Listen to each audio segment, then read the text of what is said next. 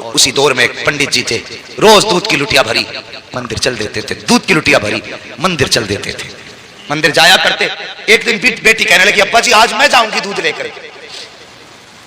जब इतनी बात कही ना, आज मैं जाऊंगी दूध लेकर, बाप कहने लगा नहीं बेटी हम खुद जाएंगे। कहा नहीं बाबा मैं जाऊंगी, क्योंकि बेटियां बाप की लाडली हुआ करती हैं। कभी कभी बाप बेटी की ख्वाहिश के आगे मजबूर होता है। बाप ने इजाजत दे दी, बच्ची ने दूध लिया, लुटिया लेकर के मंदिर की तरफ आई।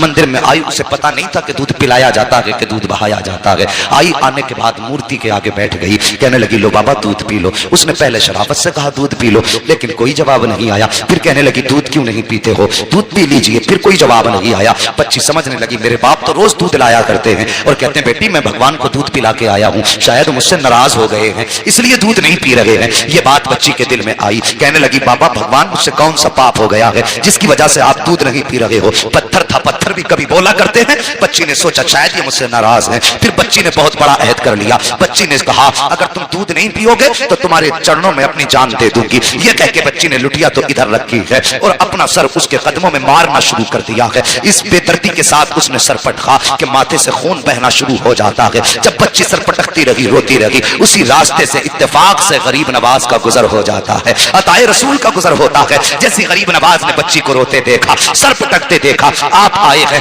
आने के बाद पेशानी की जगह अपनी हथेली रख दी है। जैसी हथेली आई है, बच्ची ने यूं सर उठाया, सादा से बाबा को देखा, देख के कहने लगी बाबा कौन हो। कहने लगे बेटी बता तो सही बात क्या है, ये अपने ऊपर जुल्म क्यों कर रही है। उसने कहा बाबा आप जाइए, ये मेरे भगवान का मामला है। मेरे गरीब नवाज ने फरमाया बेटी बता तो सही क्या मामला है, आखिर ये क्यों कर रही है। उसने कहा बाबा तुम क्या जानो, तुम तो मुसलमानों के धर्म गुरु हो, ये हमारे मजहब का मामला है। गरीब नवाज ने कहा बेटी बता तो सही बात क्या है। बच्ची कहने लगी सुनो बाबा अगर नहीं मानते हो तो सुनिए, मेरे बाप रोज दूध पिला के जाया करते हैं, लेकिन आज मैं दूध लेकर के आई हूँ तो ये दूध नहीं पी रहे हैं, शायद ये मुझसे नाराज है। तो मैंने ये कसम खाई है या तो ये दूध पिएंगे या मैं अपनी जान दे दूंगी। जैसे इतना सुना है, गरीब नवाज कहते हैं बेटी बस इतनी सी बात है। कहा हाँ बस इतनी सी बात है। आपने फरमाया कि दूध क्यों नहीं पीते हो। जब बच्ची कह रही है तो दूध पी लीजिए, जैसे इतना कहा है वो पत्थर टस से मस नहीं हुआ। आपने फरमाया सुनता नहीं कौन कह रहा है, मोइनुद्दीन कहता है दूध पी ले। उसने फिर भी दूध ना पिया है।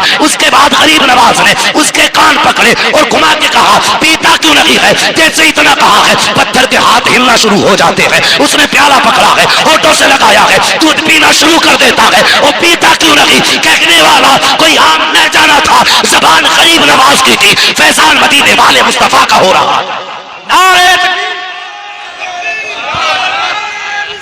या रसूल अल्लाह, या रसूल अल्लाह, नारे जिंदाबाद जिंदाबाद, अल्लाह अकबर, सुभान अल्लाह, अल्लाह अकबर। बच्ची ने दूध पिलाया और जैसी चली घर की तरफ उसके बदन पे खून, कपड़ों पे खून, चेहरों पे खून, उसका पूरा बदन खून से लथपथ था। और मुझे बताइए अगर कोई बेटी अकेली जंगल से आ रही हो और बदन खून में लथपथ हो, सर से खून बह रहा हो, तो कोई ये नहीं सोचेगा कि इसने चोट खाई है। तरह तरह के गुमान लोगों के दिल में आते हैं, तरह तरह के ख्यालात लोगों के दिल में आते हैं। बेटी पंडित की थी, जब घर की तरफ चली है, बस्ती में कदम रखा, बस्ती वालों में शोर हो गया कि पंडित जी की बेटी देखो खून में नहा के आई है। अल्लाह अकबर, गांव वाले लोग पीछे पीछे हो गए। बच्ची घर आई है, अल्लाह अकबर। बाप ने बेटी के माथे पे खून देखा। बाप तो बाप होता है चाहे वो किसी भी धर्म का हो। तड़प गया, कहने लगा बेटी बात क्या है। उसने कहा बाबा मैं दूध लेकर के गई थी और मेरे भगवान ने दूध पीने से इनकार किया। उन्होंने दूध ना पिया तो मैंने कसम खाई थी कि अगर दूध नहीं पियोगे तो मैं तुम्हारे चरणों में अपनी जान दे दूंगी। ये कह के मैंने जब सर उनके कदमों पे मारा है, अल्लाह अकबर, सर कदमों पे मारा है, वो कहती है तब मेरे जिस्म में खून बहा है, तब सर फटा खून बहने लगा। लेकिन बाबा मैं दूध पिला के आई हूँ। बच्ची ने जैसी इतनी बात कही, बाप कहने लगा क्या कह रही हो। हाँ बाबा मैंने दूध पिलाया है। बाप कहने लगा बेटे पूरी जिंदगी गुजर गई इसी पत्थर की इबादत करते करते, आज तक हम दूध ना पिला सके, तू एक दिन में कैसे दूध पिला सकती है। गांव वालों ने इतना सुना, कहने लगे पंडित तेरी बेटी झूठ बोल रही है, दूध नहीं पिलाया है, पत्थर तो दूध पी ही नहीं सकते।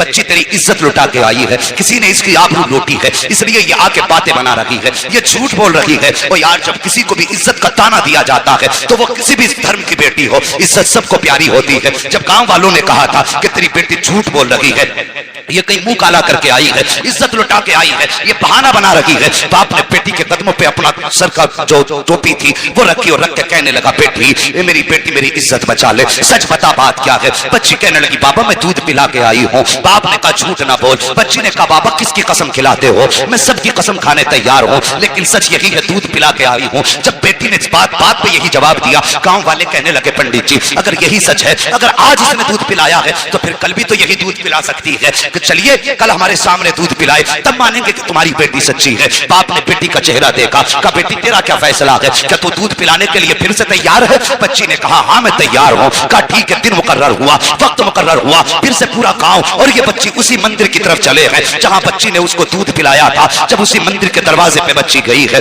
जाने के बाद पूरा गांव तमाशाई है, बाप भी साथ में है। बच्ची ने जाके दूध का प्याला रखा और रखने के बाद फिर कहती है, महाराज दूध पी लीजिए, मेरे भगवान दूध पी लीजिए। लेकिन वो फिर पत्थर है, दूध कैसे पिए? बच्ची ने जब कहा दूध पी लीजिए, पीते क्यों नहीं हो? गांव वालों ने कहा लगाया, कहा सुन पंडित, हमने पहले ही कहा था तेरी बेटी झूठ बोल रही है, ये मुंह काला करके आई है, इसलिए अपनी इज्जत बचा रही है। जब इतनी बात बच्ची ने सुनी है, बच्ची का दिल टूट जाता है, बच्ची की आंख में आंसू आए, लेकिन साथ ही गुस्सा भी आया। बच्ची जलाल में उठ के खड़ी हुई, तवज्जो करना, बच्ची जलाल में उठ के खड़ी हुई और कहने लगी, दूध पीता है या कल वाले बाबा को बुलाना पड़ेगा, दूध पीता है या कल वाले बाबा को बुलाना पड़ेगा। जैसी इतनी बात बच्ची ने कही है, फिर उसने हाथ बढ़ाया है, दूध पीना शुरू कर दिया है। फिर जब पत्थर की मूर्ति ने दूध पी लिया है, कहने लगी, बाबा देखो कल भी ऐसे ही दूध पिया था, आज भी दूध पी लिया है। बाप ने कहा, बेटी ये बाबा कौन है बता तो सही, कल कौन आया था? बच्ची ने कहा, बाबा मैं उसका नाम तो नहीं जानती हूँ, लेकिन इधर से आया था, इधर गया था,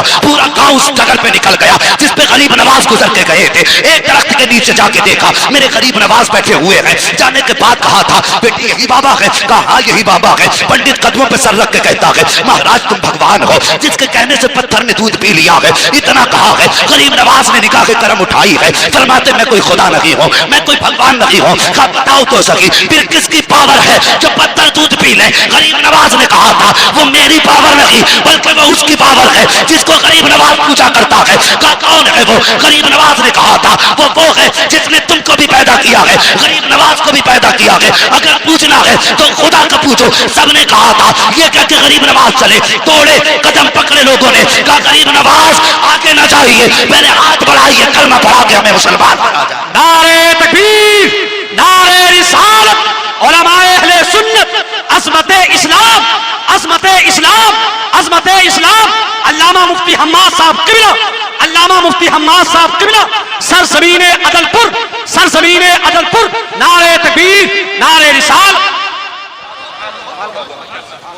लक़द कान लकुम फी रसूलिल्लाहि उस्वतुन हसना, और मेरे महबूब की जिंदगी तुम्हारे लिए बेहतरीन नमूना है। हुजूर के किरदार को अपनाइए, बेटियों से प्यार करो। बेटी बेटी है, चाहे वो दोस्त की बेटी हो या दुश्मन की बेटी हो। मेरे हुजूर के दरबार में हातिम ताई की बेटी आई थी, नंगे सर आई, मेरे हुजूर ने अपनी मुजम्मिल वाली चादर सर पे डाल दी,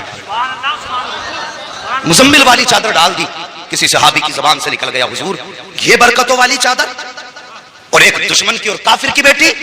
मेरे हुजूर ने फरमाया चुप हो जाओ, बेटी बेटी हुआ करती है, चाहे वो मोमिन की बेटी हो चाहे वो काफिर की बेटी। और जो काफिर की बेटी को इतनी इज्जत दे, अगर उसकी उम्मत की बेटी की आंख में कोई आंसू दे तो फिर वो सोच ले कब्र में मुस्तफा का सामना कैसे करना है। मेरे हुजूर ने तो फरमाया था, मेरी बेटी मेरे जिगर का टुकड़ा है।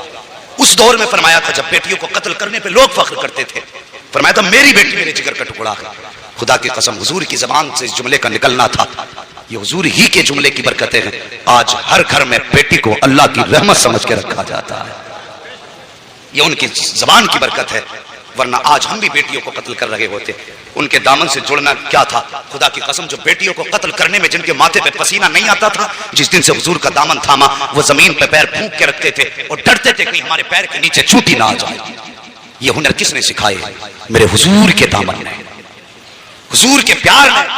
जब तक बिके न थे तो कोई पूछता न था, तुमने खरीद कर हमें अनमोल कर दिया, हमारी तो कोई इज्जत ही न थी। आज जो इज्जतों की महराज मिली है ना, खुदा की कसम ये मोहम्मद अरबी के ठोकरों के सदक़े में। अगर फिर सदका उनकी ठोकरों का है तो जवान उनसे प्यार कर, उनसे वफा कर। तेरे घर में बेटी है, बेशक वो तेरे लिए बड़ी रहमत है अल्लाह की, लेकिन एक नजर उसे ये भी सोच के डाल लिया कर कि मेरे हुजूर को बेटी बड़ी प्यारी थी। खुदा की कसम अल्लाह हर नजर के सदक़े में तुझे मुस्तफा के इश्क का सवाब अता फरमाए। करेंगे ना इंशाअल्लाह ऐसे ही?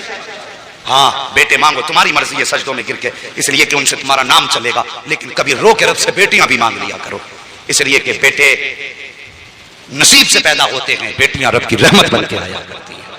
हाँ बेटी पैदा हो, चेहरा ना बिगाड़ना, मुकद्दर पे नाज करना। अल्लाह ने बेटी दी है, यकीनन कोई नेकी तूने की है जिसकी वजह से अल्लाह तुझसे इतना राजी हुआ है कि तेरे आंगन में बेटी उतार दी है। वो फरमाया गया बेटी क्या है, बस आखिरी बात सुन लो और बात खत्म कर लो। इंशाल्लाह कभी फिर, इंशाल्लाह कभी फिर भाई, नहीं कभी फिर मेरी बात समझिए। मैं ना इंशाल्लाह ये तो खुद नहीं पता है किसी को, उजाले अपनी यादों के हमारे साथ रहने दो, न जाने किस गली में जिंदगी की शाम हो जाए, ये तो किसी का कुछ नहीं पता है। नहीं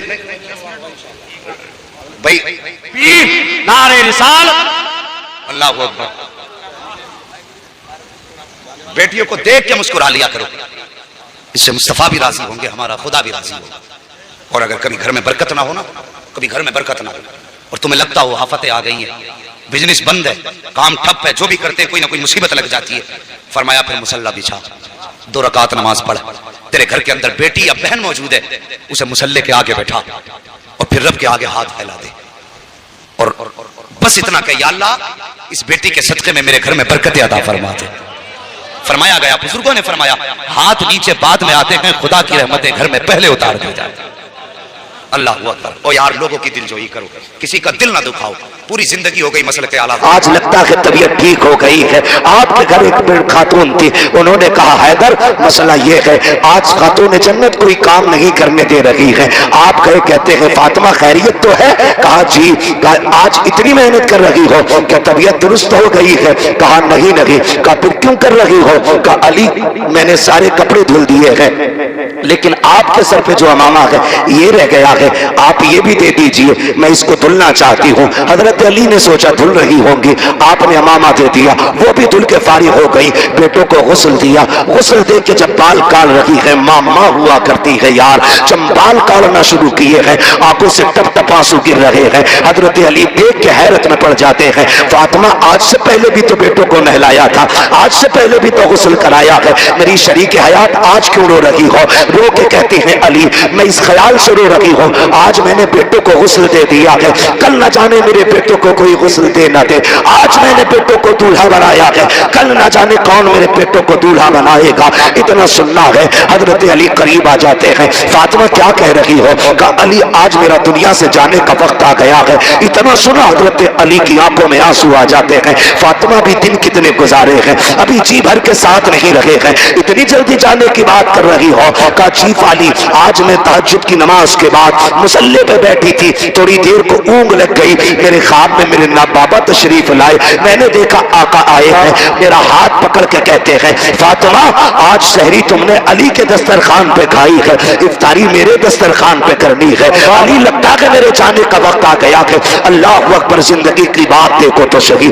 आप उठे गए, हजरत खातून जन्नत ने हाथ पकड़ा, काली चंद बातें करनी है, वक्त कम है, मुझे इजाजत दी जाए। हजरत अली कहते फातिमा पूछो करना क्या है बताओ।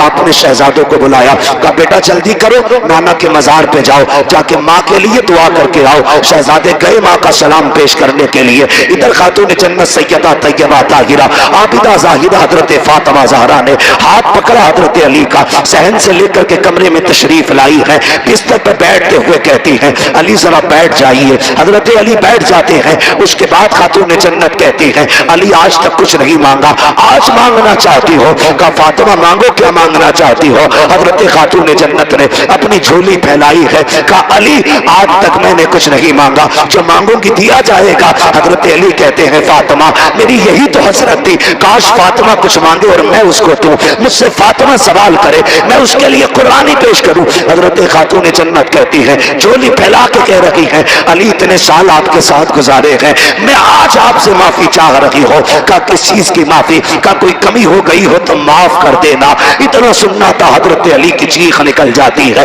रो के कहते हैं फातिमा इतने साल जिंदगी गुजारी, आज तक कभी कुछ नहीं मांगा, मेरी फातिमा किस खता की बात कर रही हो, किस कमी की बात कर रही हो? का अली मैं बीवी हूँ, आप शोहर हो सकता है कभी आपने खाना बनाने का हुक्म दिया हो, मुझे बनाने में ताखीर हो गई हो, आपने कपड़े धुलने दिए हो, किसी वजह से कपड़े धुलने में ताखीर हो गई हो, ए अली कोई खता हो गई हो, कोई घर को गुजर कर दिया जाए, हजरत अली की चीख निकल जाती है, कहते हैं फातिमा बता तो सही, इतने साल मेरे साथ गुजारे, तू भी बता मुझसे राजी है कि नहीं। कहा अली मुझे डर लग रहा है, कहीं कयामत में ऐसा ना हो कि महबूब के सामने नजरें न उठा सकूं, कहीं शिकायत ना कर देना कि आपकी फातिमा मेरी खिदमत न कर सकी। हजरत अली रो के कहते हैं फातिमा डर तो मुझे लग रहा है, कहीं नबी ये ना कह दे मैंने जिगर का टुकड़ा तुझे दिया था, पता कितनी खिदमत की मेरे फातिमा की, ए अली मुझे माफ कर दे। अली कह रहे हैं फातिमा तुम बताओ मुझसे राजी हो कि नहीं,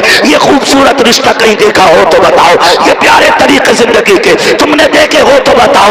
आज तलाकों पर झगड़े पे इतनी नौबत आ जाती है, औरतें जहर खा के मर जाती है, फांसी पे लटक जाती है, मैके वाले आकर के झूठे सच्चे मुकदमे लगा देते हैं। तुम्हें खुदा का वास्ता किसी की जिंदगी पर झूठा सितम न करना, अगर तेरी बेटी ने खुद फांसी लगाई है तो ससुराल वालों को न फंसाना, इसलिए कि आज की अदालत की आंखों पे पट्टी हो सकती है, लेकिन जो तराजू कयामत में लगेगी खुदा की कसम न उससे कल कुछ छुपा था न आज कुछ छुपा है, न सुबह कयामत में उससे कुछ छुपाया जा सकता।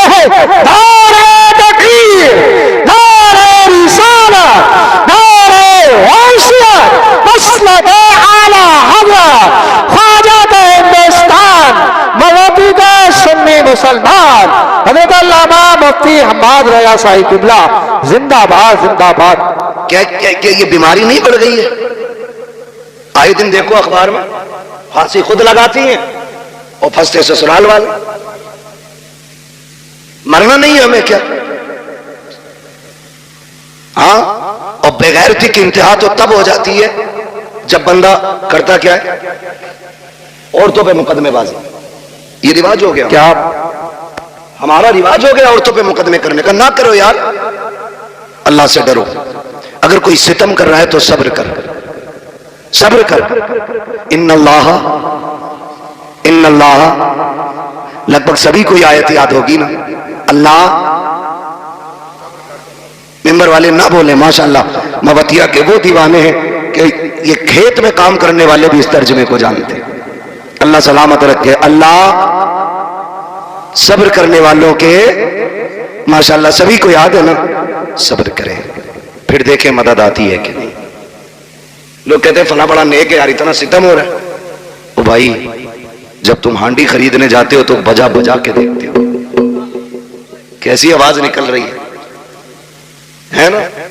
अगर तुम हांडी को बजा के देखते हो कच्ची है कि पक्की, तो तुम हांडी बिना बजाए नहीं लेते, फिर रब बंदे को इतनी जल्दी कैसे दे दे, है ना।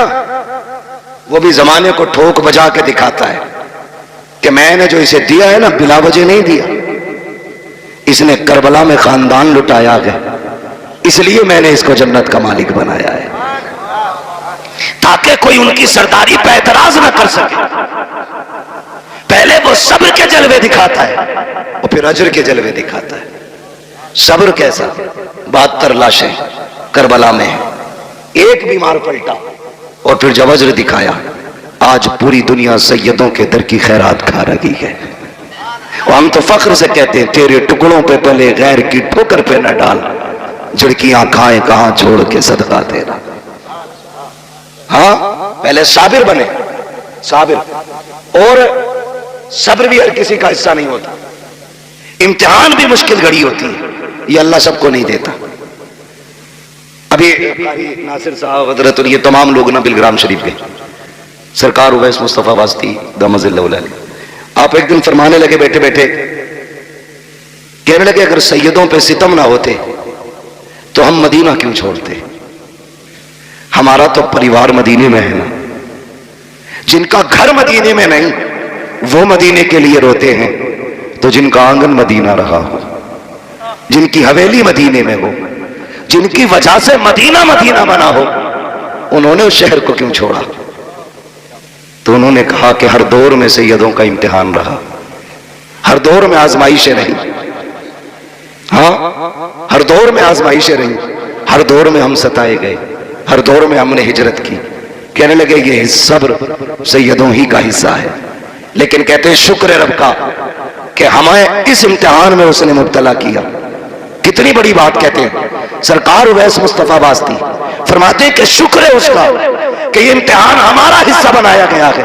कहा जितने जुल्म हुए हमने उतनी हिजरतें की, उतने सफर किए, और कहते हैं जहां जहां हम गए वहां वहां हुजूर का दीन लेके गए। तो ये आजमाइश भी बड़ी चीज होती है, ये सबको नहीं मिलती। आप अगर किसी मुश्किल घड़ी में फंस गए हैं तो फिर अपने रब को आवाज दें। किसको? अपने रब को आवाज दें। लेकिन रब को आवाज देता ही कौन है? पेट में दर्द उठा तो कहता हाय रे अब्बा, अब्बा आके कहता हाय रे डॉक्टर, डॉक्टर आला लगा के कहता हाथ फट गई, खत्म मसला। फिर कह रहा अल्लाह, सबसे लास्ट में वहां पहुंचा है जहां पहले जाना था। जहां पहले जाना था वहां बाद में गया। जब पहला झटका दर्द का उठाता कह देता या अल्लाह, खुदा की कसम वो तो वो है जो पत्थरों को जबान दे देता है, जो मुर्दों में जान डाल देता है। जिंदगी मौत उसके इशारों की मोहताज है, तूने उसे आवाज नहीं दी। हाय रे अब्बा। अब अब्बा क्या करे? अब्बा जिंदगी मौत का मालिक नहीं, अब्बा शिफा और बीमारी का मालिक नहीं, मालिक अल्लाह है। मालिक तो अल्लाह को पुकारने की आदत डाली, आदत डाली। हजरत सिद्दीक अकबर ने कहा आका दुश्मन पीछे आ गए, मेरे नबी ने फरमाया परेशान ना हो, अल्लाह हमारे साथ है। ये नहीं कहा था तदबीर हो गई है, हम छुप गए हैं, डर किस बात का, हम तो अंदर हैं। का फिक्र न करें, अल्लाह अल्लाह। कभी दुख हो ना तो ये कह के देखना अल्लाह मेरे साथ है, फिर देखना खुदा की कसम दुख पहाड़ बराबर भी हो ना तो चुटकियों में चले जाएंगे। चुटकियों में अपने रब से रिश्ते मजबूत करो, पक्की लगाओ मोहब्बत अपने रब से, पक्की लगाओ, फिर अजर मिलता है, फिर अजर मिलता है। कह रहे आप मददी नहीं आ रही, पहले बदर में निकलना। कैसे निकले? कुछ नहीं है। वो कहता लकड़ी लेके निकल, तेरी लकड़ी को तलवार बनाना ये हमारा काम है। तैयारी नहीं है बंदा, पहले पहले कह रहा जी दुआई क्या करें, जब उनकी ना हो रही कबूल तो हमारी कहां से हो जाएगी। पहले ही ठप्पा लगा रहा है। सुने, ये हम लोग जो मांगने से नाराज हो जाते, कारी नासिर के 500 रुपए दे दियो भाई, है ना, हमने दे दिया।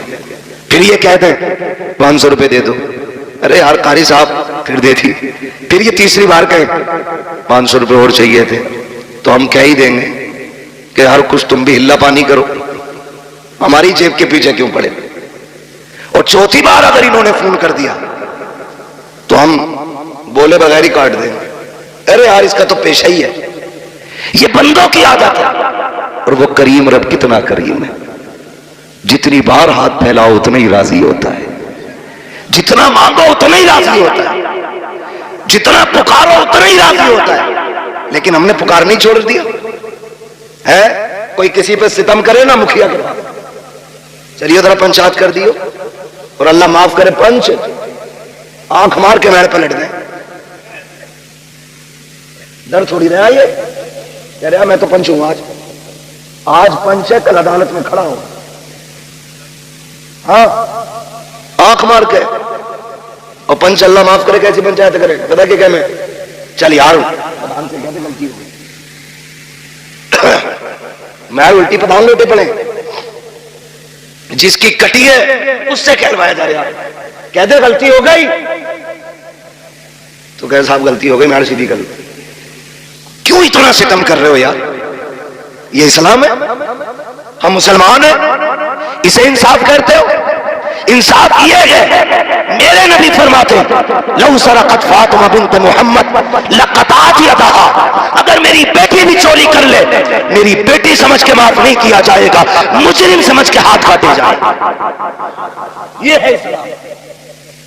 लेकिन भाग गया मुखिया के दौरे, मुखिया जी मैंने लौट दी। पहली बार तो मुखिया उठता ही ना 8 बजे से पहले,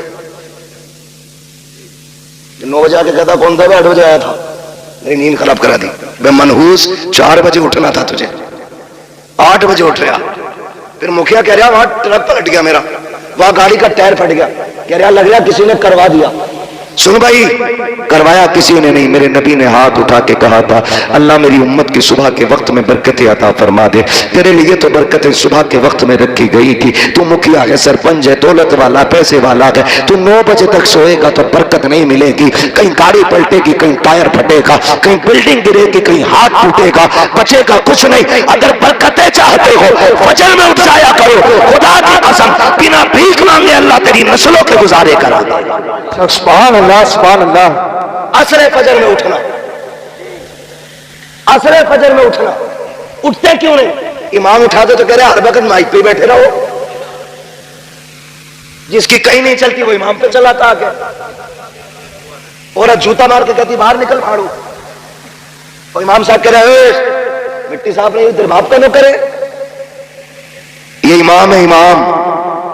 मैं आपको एक बात बता दूं, आप मेरे हो, बड़े सीधे लोग हो, अल्लाह आपको सलामत रखे, अच्छे लोग हो। उम्मीद करता हूं इमाम के हक में भी बेहतर होगी, लेकिन फिर भी आगे के लिए बता रहा हूं, अगर आखिरत बचानी हो ना तो कुरान वालों से न लड़ना। ये आपको बता के जा रहा हूं, आखिरत बचानी हो तो कुरान वालों से न लड़ना। इसलिए कि ये किसी मुखिया, किसी प्रधान, किसी नेता के वारिस नहीं। ये जिस मुसल्ले पे खड़े होते हैं, ये मुसल्ला किसी नेता की विरासत नहीं, मदीने वाले मुस्तफा की विरासत होता है। हाँ, ये मुश्किल काम भी होता। ये कौन इमाम है आपके आगे है कोई? ये भी इमाम है और ये भी इमाम है। आप एक मिनट के लिए मुझे दिल पे हाथ रख के बताओ, अगर कोई इन्हें एक घूंट शराब पीता देख ले, नमाज पढ़ेगा इनके पीछे? बोले बोले मुंह देख के डरे मत, नहीं पड़ेगा ना। अगर एक लुकमा हराम का खाते देख लो तो पढ़ लेगा कोई? अगर आपका इमाम सूद ले, ब्याज ले, रिश्वत ले, पढ़ोगे उसके पीछे? नहीं ना, क्योंकि आप भी ये चाहते हो जो मुसल्ले पे खड़ा हो उसका लुकमा पाक होना चाहिए, उसकी नीयत पाक होनी चाहिए, उसका रिस्क पाक होना चाहिए, उसका लिबास पाक होना चाहिए, उसका बदन पाक होना चाहिए, उसकी जबान पाक होनी चाहिए। आप तो ये चाहते हो। खुदा की कसम, इनकी हिम्मत को सलाम, इन्होंने 5000 पे गुजारे किए, लेकिन किसी से रिश्वत नहीं ली। इन्होंने 3000 में बच्चे पाले, किसी से ब्याज नहीं लिया। इन्होंने बच्चों को बुखार की जगह, दवा की जगह पानी पढ़ पढ़ के पिलाया, लेकिन किसी से हराम का रुपया नहीं लिया। चटनी से खा ली, लेकिन हराम के मुर्गे नहीं खाए, इसलिए कि हमारी नमाजें मुसल्लम रहे। खुदा की कसम, याद रखो, जिसकी नमाजें पक्की होती है उसकी दुआएं भी पक्की होती है। जिसकी नमाज सलामत होती है उसकी दुआएं सलामत होती है। जो सुभान रब्बियल आला कहता है तो नमाज कबूल होती है, वही हाथ उठा देता है तो दुआएं कबूल हो जाती है। किसी इमाम का दिल न दुखाना, अगर उसकी दुआएं बचा सकती है तो उसकी बददुआएं तुम्हें बर्बाद कर सकती है। इसलिए मैंने कहा, अगर आबाद रहना चाहते हो कुरान वालों से प्यार करो, ये दुनिया भी बेहतर हो जाएगी और आखिरत की जिंदगी भी बेहतर से बेहतर नजर आए। बेशक। नारे तकबीर, नारे तकबीर, नारे रिसालत। खैर दे, बस थोड़ी सी बात सुन ले, वक्त बहुत ज्यादा हो रहा है, नारे में वक्त ज्यादा न लगाए। अल्लाह आपको सलामत रखे, मेरी बात सुन ले, सुन ले, अल्लाह सलामत रखे। नाराज तो नहीं है भाई कोई?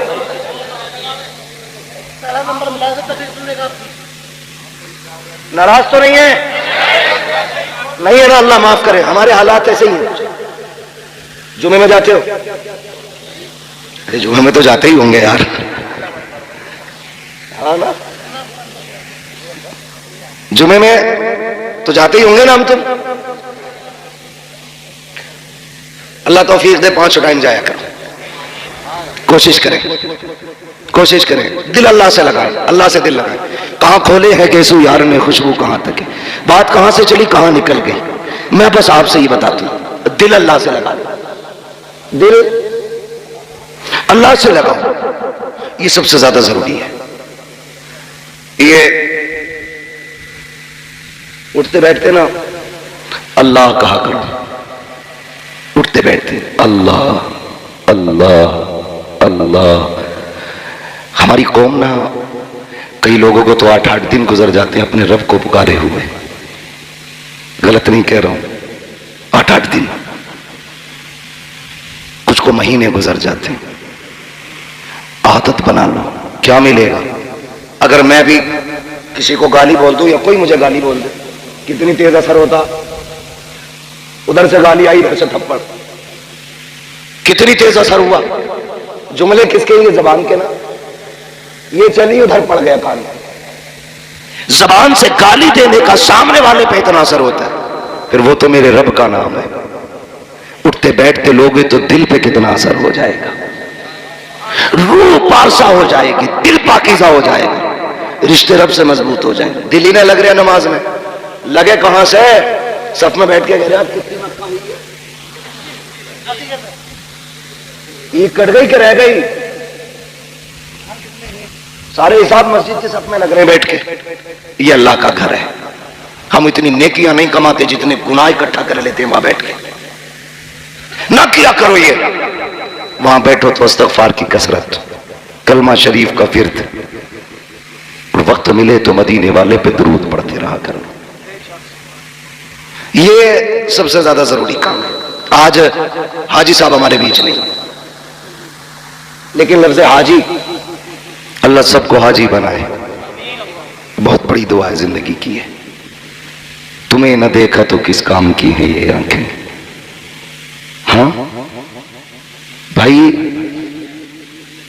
सरकार मुफ्ती आज़मीन ने कहा था, फरिश्तों पूछते हो मुझसे किसकी उम्मत हूं, लो देख लो ये है तस्वीर यार आंखों में। तुम्हें न देखा तो किस काम की है ये आंखें, कि देखने की है सारी बहार आंखों में। हाँ तो जिसने मदीना नहीं देखा उसने क्या देखा।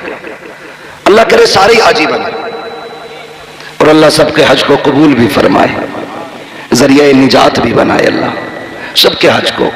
बस इतना ख्याल करें, रिश्ते अल्लाह से मजबूत करें। ऐसा घुमा दे अपनी वला में खुदा हमें, ढूंढा करें हम उनको पर अपनी खबर ना हो। हाँ भाई, आला हज़रत इस शेर में कितना बड़ा पैगाम दे रहे हैं। लोग कहते हैं ना मौलवियों को क्या जरूरत है भाई पैसे की, 6000 में काम चल जाए इनका तो। आला हज़रत क्या कहते हैं, काटा मेरे जिगर से गमे रोजगार का, यूं खींच लीजिए कि जिगर को खबर ना हो। मेरे भाई, रिश्ते रब से मजबूत करो। किससे? रब से। बस आखिर में चलते चलते एक बात और कह जाऊं जो जरूरी बात है। हाजी साहब के बेटे होंगे उनके, अल्लाह ने 5 बेटे दिए पंजतन की निस्बत से। बेटियां भी दी होंगी रब ने, बेटियां भी हैं। अल्लाह उनकी नस्लों में बरकतें अता करे, सबको सलामत रखे। लेकिन ये मेरी बातें सिर्फ हाजी साहब के बेटों से नहीं, हर बाप के बेटे से, हर बहन के भाई से। मैं नहीं जानता हूं सबके चेहरे कौन उनका बेटा है कौन नहीं। मेरी नजर में आप सब किसी न किसी बाप के बेटे हो। मौत से रिश्ता सबका है। यह कोई ऐसा है जिसकी मुलाकुल मौत से मुलाकात ना हो? ये लाइट इतनी तेज पड़ रही है आंखों पे, मुझे आपके चेहरे साफ नहीं दिख रहे। सबका इंतकाल होगा ना। बड़े अच्छे लोग हैं, कई एक जगह तो बोले ही नहीं थे लोग, डर गए थे कहीं यहीं ना मर जाए। मरना है क्या नहीं? मलकुल मौत से मुलाकात होगी, अल्लाह करे उनसे अच्छी मुलाकात हो। फरमाया गया जब किसी नेक के पास जाते हैं तो खूबसूरत बन के जाते हैं, और जब किसी बेईमान के पास जाते हैं तो बड़े भयानक बन के जाते हैं। हम तो 12वीं वाले लोग हैं ना, और मलकुल मौत भी 12वीं वाले। जब हमारे पास आएंगे तो फिर उसी शक्ल में आएंगे। यूं गुजर जाती हैं, अपनों के पैगाम तक नहीं आते। हम इतने पगले लोग हैं, हम अपने नए कपड़े पहन के सोचते हैं ईद हो गई। हम अपने बच्चों को सीने से लगा के कहते हैं ईद हो गई। जा उस बहन से पूछ जिसने तेरे चेहरे को देखे बगैर चांद तक नहीं देखा, जिसने अपनी ईद तेरी आने को समझ रखा था, उससे पूछ उसकी ईद हुई कि नहीं। हम इतने खुदगर्ज लोग हो गए। आज बहनें रोती हैं कि हमें भाई बुलाते रहे, और चली भी जाए अपनी मर्जी से तो हिकारत से देखते, गिरी हुई नजरों से देखते, इज्जत नहीं देते, मुंह नहीं लगाते। बस इतना कहेंगे अच्छा आ गई, और अपने काम से काम। आ गई तू, अपने काम से काम। कई बार क्या होता है, जब छुट्टियां होती है ना स्कूलों की, तो बेटियां बच्चे लेके आ जाती हैं मैके कि यही चंद दिन है माँ के घर घुमाऊं बाप के घर घुमाऊं। मगर खुदा की कसम जब भाभियां आपके बच्चों को कह के ये कहती है ना कि तेरे बच्चे ने प्लेट तोड़ डाली, क्यों आए हो यहाँ पे, कब तोड़ दिया, इतना नुकसान किया है, 8 दिन हो गए हैं, यहाँ आए हुए नुकसान पे नुकसान कर रहे हो। छुट्टियां पूरी होने से पहले बच्चों को लेके जाती है, रोती हुई बहनें जाया करती है। बता तो सही बेगैरत, अगर बहन के बेटे से कप टूट गया था तो क्या बिगड़ गया था, एक प्लेट टूट गई थी तो तेरा क्या चला गया था, तुम्हें गैरत क्यों नहीं आती है। बहनें कितनी हसरतें लेके आती है, भाई के घर जा रहे हैं ईद मनाएंगे, भाई के घर जा रहे हैं खुशियां मनाएंगे, और जब भाई के बच्चों पे चोरी लगाई जाती है, उन पर इल्जाम लगा करके उन्हें रुस्वा किया जाता है, बहनें वक्त पूरा होने से पहले रोती हुई जाया करती है। खुदा की रहमतें उनके साथ साथ लौट जाती है। तुम कहते हो बरकत क्यों नहीं होती है, तुम्हें खुदा का वास्ता तुम बहनों को इज्जत दे दिया करो, खुदा अपने करम से। इतनी हिम्मत किसमें है, वो उनकी अपनी मर्जी है यार, उनकी अपनी मर्जी है। एक बंदा बता दे कि नमाज अबू बकर ने पढ़ाई हो और अली नियत तोड़ के गए हो, मुसल्ले पे उमर खड़े हो और अली ने रुख फेर दिया हो, कैसी नमाज होती थी। इमाम मुसल्ले पे बैठा है और पीछे अहले बैत के अफराद हैं, हसन पीछे हैं, हुसैन पीछे हैं, अब्बास पीछे हैं, हैदर पीछे हैं, मुसल्ले पे उमर है, नमाजें हो रही हैं। कितना दिल लगता होगा जब अबू बकर मुसल्ले पे बैठ के कहते होंगे अस्सलामु अलैका अय्युहन नबी, जब ये जुमले कहे जाते होंगे। खुदा की कसम मुझे बता तो सकी कि नबी के साथ आल का ख्याल आता होगा कि नहीं, वाला आल ही जब कहा जाता होगा तो हसन का ख्याल होगा कि नहीं, हुसैन का ख्याल होगा कि नहीं। अबे वो तेरा नजरिया है जो यारों को लड़ा देता है, ये हमारा नजरिया है जो यारों को हाथ पकड़ के मुस्तफा के मदीने तक ले। नारे तकबीर, नारे रिसालत, अज़मते अहले बैत, अज़मते सहाबा। वाह वाह वाह। दिल के फफोले जल उठे सीने के दाग से, इस घर को आग लग गई घर के चिराग से। क्या कहने क्या कहने, वाह वाह। हमने दीन को तोड़ मरोड़ के रखा। सही बताऊं, हजम करने तो सुने, हकीकत यह कि अहले बैत की अजमत क्या है यह हमने हुजूर के सहाबा से सीखी है। हमने हुजूर के सहाबा से, ये हुजूर के सहाबा ने सिखाया है। करबला में कितने शहीद हुए, बोले सलामत रहे, कितने, अभी सबकी आवाज नहीं आई है। मैं यकीन करता हूं कि इन 72 पे शक उसी को होगा जिसके अपने नुत्फे में शक होगा। अल्लाह, सीधी सी बात। कितने शहीद हुए, जोर से कितने, लेकिन कुछ जमातें मिलती हैं जो सिर्फ 2 ही नाम लेती हैं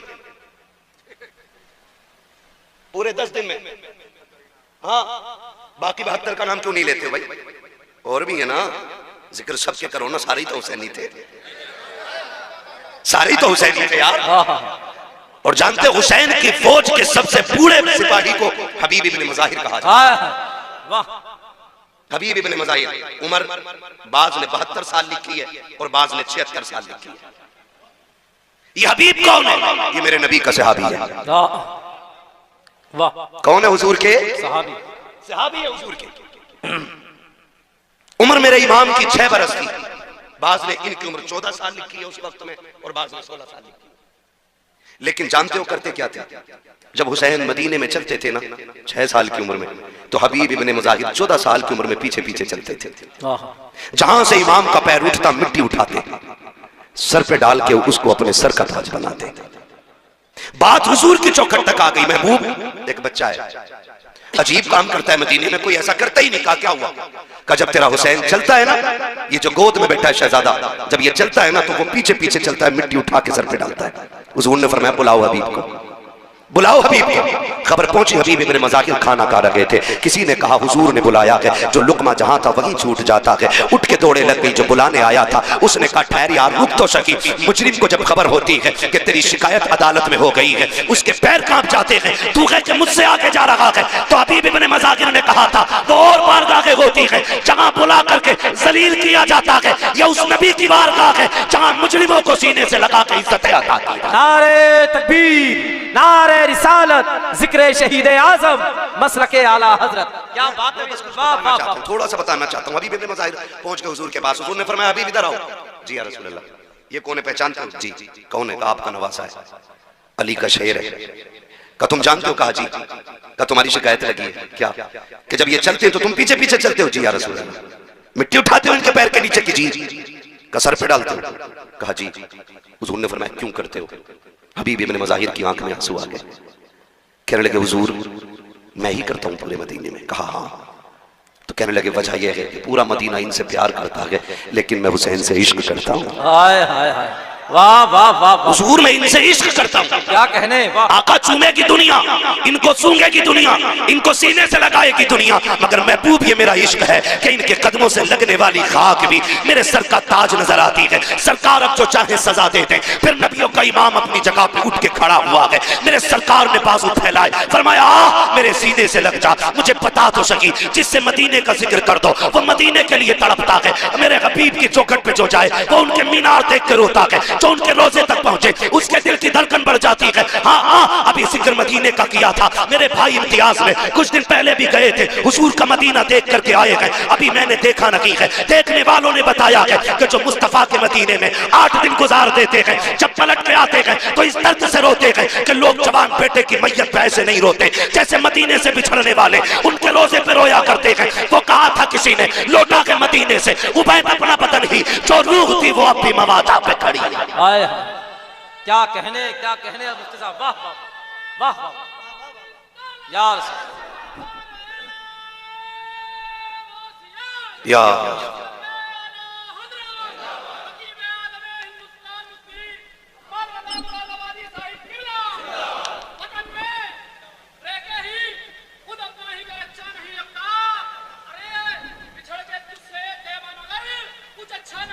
क्या बात है।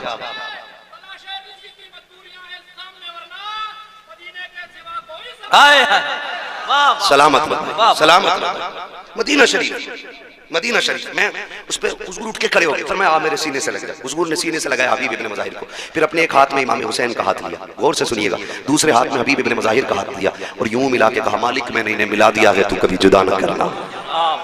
ये मेरे हुजूर ने कहा था, मैंने इन्हें मिला दिया, तू कभी जुदा न करना, कभी जुदा न करना। फिर ऐसी रीत निभाई है हबीब इब्न मज़ाहिर ने।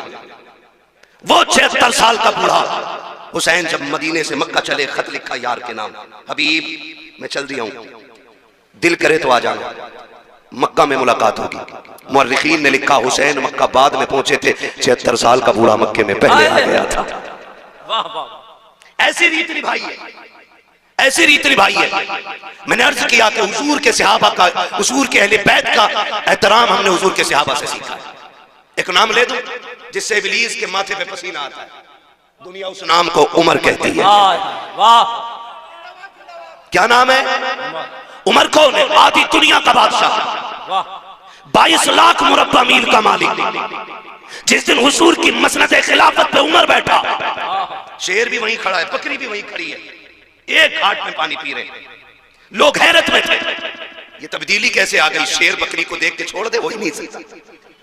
कैसे किसी ने कहा चुप हो जा, कुर्सी पे नबी का उमर बैठ गया है तवज्जो ना? मैं बताने लगा हूं हमने कैसे इश्क सीखा है, कैसे अदब सीखा है। का कौन का उमर बैठ गया है। अब शेर में ताकत नहीं जो बकरी को घूर के देख भी ले। हम तो खुल के कहते हैं यार, खुल के कहते हैं। किसी राजे महाराजे की कहानी पढ़ के हमारी कहानी का अंदाजा ना लगाना। कोई मुगलिया हाकिम हमारा आइडियल नहीं है। अकबर को पढ़ के इस्लाम ना समझना, अगर इस्लाम समझना है तो नबी के उमर को पढ़ना पड़ेगा। क्या कहने, पता चलेगा इस्लाम क्या, क्या कहने मुफ्ती साहब, फिर पता चलेगा इस्लाम क्या। एक जगह बकरी पानी पी रही है, उसी जगह शेर पानी पी रहा है, 22 लाख मुरब्बा मील का मालिक। मैं अगर एक मोहल्ले का इलेक्शन जीत जाऊं, कलफ के कपड़े यूं कॉलर, जीता हुआ तो छोड़ो, जो दाएं बाएं गरम केतली की तरह घूमते हैं ना, उनके कपड़े चेंज हो जाते हैं। ठलुए लोग, उनके कपड़े, पता नहीं है, थाना साहब के साथ रहता हूं, थाना के साथ रहता हूं। यह कंडीशन है। उमर वो है जो किसी की वोट से हाकिम नहीं बना, किसी की भीख से हाकिम नहीं बना।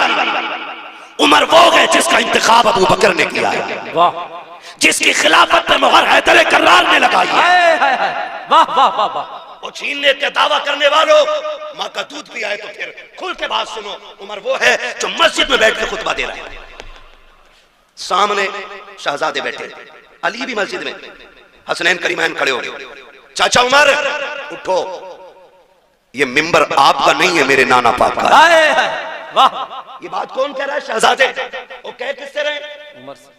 आधी दुनिया के बादशाह से। उठ के खड़े हो गए, उठ के खड़े हो गए। पूरी जिंदगी झाड़ू लगाना तुम अपने यहाँ के नेता की बैठक में, और एक बार अपनी मर्जी की कह के देख ले, कान पकड़ निकाले, वोट कह दे दिया, अब्बा बना लिया, ये कह देता बंदा। अदब इसे कहते हैं। मिंबर पे मस्जिद भरी है, उमर खुतबे के बीच में है, शहजादों ने कहा उठ के खड़े हो जाइए, ये मिंबर आपका नहीं है, ये मिंबर मेरे नाना जान का है। उठ के खड़े हो गए। शहजादे क्या हुक्म है? कहा कि मिंबर किसका है? कहा आपके नाना का। कि आप खादिम किसके हो? आपके नाना के। कहा ठीक है फिर बैठ जाइए। इतना कहा फिर उमर बैठे, और उसके बाद कहा था लोगों सुन लो, मुझे अली के बेटों ने बैठा दिया है, अब किसी की मां ने दूध नहीं पिलाया जो मिंबर से उठा। नारे तकबीर, नारे रिसालत, अज़मते अहले बैत, जिक्र शहीद आज़म, शान हजरत उमर। वाह वाह वाह वाह वाह। ये वो उमर है, आधी दुनिया का बादशाह उमर। वाह वाह। मैं बता रहा हूं इन्होंने हुजूर के सहाबा से प्यार कितना किया। क्या कहने है तवज्जो सारे लोगों की? शुक्र है अल्लाह ने सुन्नी बरेलवी बनाया है। हम सीना पीट के अली अली नहीं कहते, हम सीना खोल के अली अली कहा करते हैं। वाह वाह वाह वाह। है तवज्जो सारे लोगों की? मैं बताऊं सहाबा ने कैसे अदब किया इन शहजादों का, कैसे अदब किया। अबू बकर सिद्दीक मस्जिद से निकले, जब अबू बकर सिद्दीक मस्जिद से निकले ना, तो शहजादे को कंधे पे उठा लिया। किसी ने कहा अमीरुल मोमिनीन हो, और आप बच्चों को कंधे पे उठा रहे, फरमाने लगे सुने, मैंने इनको हुजूर के कंधे पे बैठे देखा है, जिनको हुजूर ने कंधे पे बैठाया उनको अबू बकर ने कंधे पे बैठाया। सहाबा ने एहतराम किया अहले बैत का। हम भी सहाबा के साथ अहले बैत का एहतराम करते, और अहले बैत के साथ हुजूर के सहाबा का एहतराम करते। खुदारा सच्चे पक्के हुसैनी बनिए, वरना इतना लट फिरेगा कब्र में कोई बचाने वाला नसीब नहीं होगा। सीधी सी बात है, चापलूसी मुझे नहीं आती। पूरा दीन, खुदा की कसम मैं अक्सर कहा करता हूं कि इस्लाम तेरी नब्ज न डूबेगी हश्र तक, तेरी रगों में खून है ज़हरा के लाल का, तेरी रगों में खून है ज़हरा के लाल का। हुजूर के कंधों पे सवारी करने वाले, हुजूर की गोद में बैठने वाले, जिनको कमर पे बैठा के हुजूर ने सजदा लंबा किया, उतनी अजमतों वाला हुसैन, इतनी अजमत दुनिया क्या जाने। समझे जरा हुसैनियत क्या है और समझने की कोशिश करें। खाली हुसैन हमारे नहीं, हसन भी हमारे हैं। हम खाली या हुसैन नहीं कहते, हम या हसन भी कहते हैं। हसन भी हमारे हैं, और जिनके हैं वही बोले, बाकी उठ लें। नजराने की भी फिक्र नहीं है, उल्टे पैसे देकर चला जाऊंगा। हाँ, दोनों नारे लगने चाहिए, या हसन या हसन, और जोर से या हसन। सलामत रहे। हम हसन वाले भी हैं और हुसैन वाले। हुसैन वाले भी हैं। किताब सीधी पढ़ा करो, आदि नहीं। जितनी फजीलत में रिवायतें इमाम हुसैन की हैं, वो सारी इमाम हसन के साथ है। वाह। हसन को छोड़ के, हाँ, हसन को छोड़ के कोई रिवायत नहीं है, कोई रिवायत नहीं है। नबी जब भी जिक्र करते हैं तो पहले बड़े का नाम लेते हैं, वाह, फिर छोटे का लेते हैं। है तवज्जो सारे लोगों की? कुश्ती हो रही, दोनों की कुश्ती। हुजूर कह रहे हैं हसन पकड़ो हुसैन की गर्दन, कमर में हाथ डालो, बाजू पकड़ो, इधर से पटको। पर्दे से सैयदा कायनात कहती है अब्बा जी हसन बड़ा है, हुसैन छोटा है। आप भी बड़े के साथ हो गए, आपको तो बच्चे के साथ होना चाहिए था। हुजूर के जुमले का फातिमा सबर कर, अगर मैं हसन को दाव बता रहा हूं तो हुसैन भी अकेला नहीं है। कहा फिर? कहा मैं हसन को बता रहा हूं, हुसैन को मेरा जिब्रील बता रहा है। वाह वाह वाह वाह, क्या कहने। वाह, अज़मतें देखे, इनकी शान देखे। वाह, किस ज़बान से हो बयाने इज़्ज़ो शान अहले बैत, मदह खाने मुस्तफ़ा के, मदह खाने अहले बैत, बेइजाज़त जिनके घर जिब्रील भी आते नहीं, कद्र वाले जानते हैं कद्र शान अहले बैत। अपना सौदा बेचकर बाजार सूना कर गए, कौन सी बस्ती बजाई खानदान अहले बैत। बेअदब गुस्ताख नजदी को सुना दे हसन, क्यों कहा करते हैं सुन्नी दास्तान है। वाह वाह वाह। हसन भी शान वाला है, हुसैन भी, हुसैन भी, जोर से हुसैन भी शान वाले हैं। एक हज करने जा रहा है तो जाने से पहले पूरा वीडियो, जाके भी पूरा वीडियो, और आके फिर पूरा वीडियो। हसन हुसैन वो हैं जिन्होंने 25 हज पैदल किए हैं।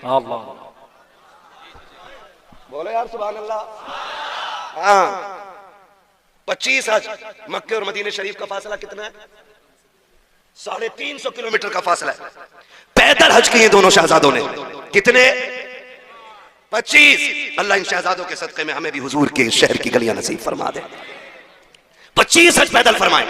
एक दिन हज के लिए जा रहे हैं दोनों भाई, कितना प्यार दोनों में था। माफ कीजिएगा, आज तो रत्ती भर जमीन का मसला आ जाए ना, भाई भाई के गले पर रख देता है।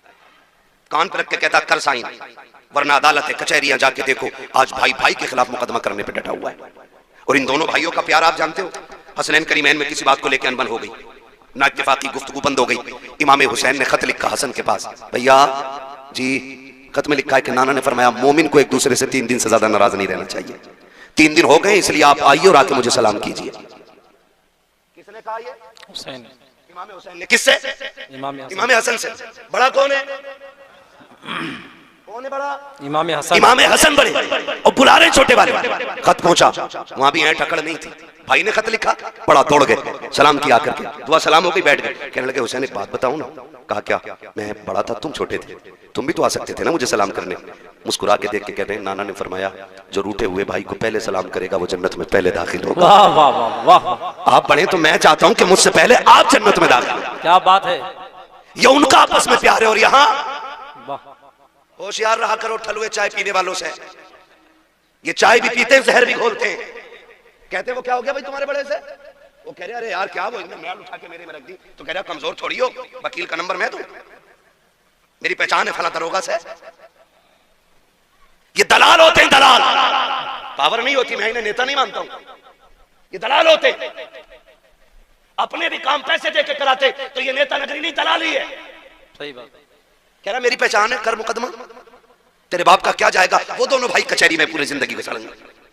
ऐसे लोगों से होशियार रहिए। दोनों भाई साथ हज करने के लिए जा रहे हैं। रास्ते में साहिल मिल गया, उसने कहा बड़ा परेशान था, मुसाफिर हूं, कुछ खाने पीने को नहीं है, शहजादों कुछ मिलेगा?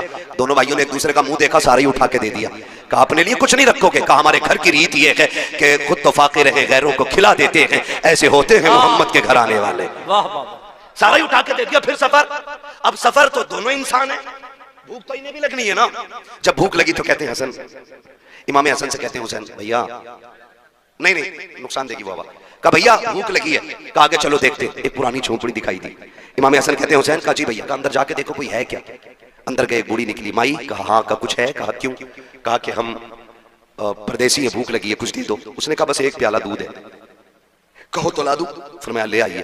प्याला आया ना, इमाम हुसैन ने उठाया, कहा पहले हसन आप पियो, आप बड़े हो, पहले हक आपका है। पहले इमाम हसन को इमाम हुसैन ने आधा प्याला पिया, आधा प्याला पी के आधा उन्होंने इमाम हुसैन को दे दिया। जब पी के दूध जाने लगे, बुढ़िया ने कहा शहजादा रुको ना, इतने हसीन चेहरे मेरी नजर ने आज तक देखे ही नहीं।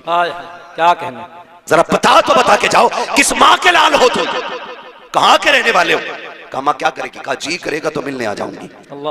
फरमाने लगे फिर नाम ना पूछ, कभी मिलने का इरादा हो तो नबी की चौखट पे आ जाना। वाह वाह। पता भी देखो शहजादों का कितना अजीम।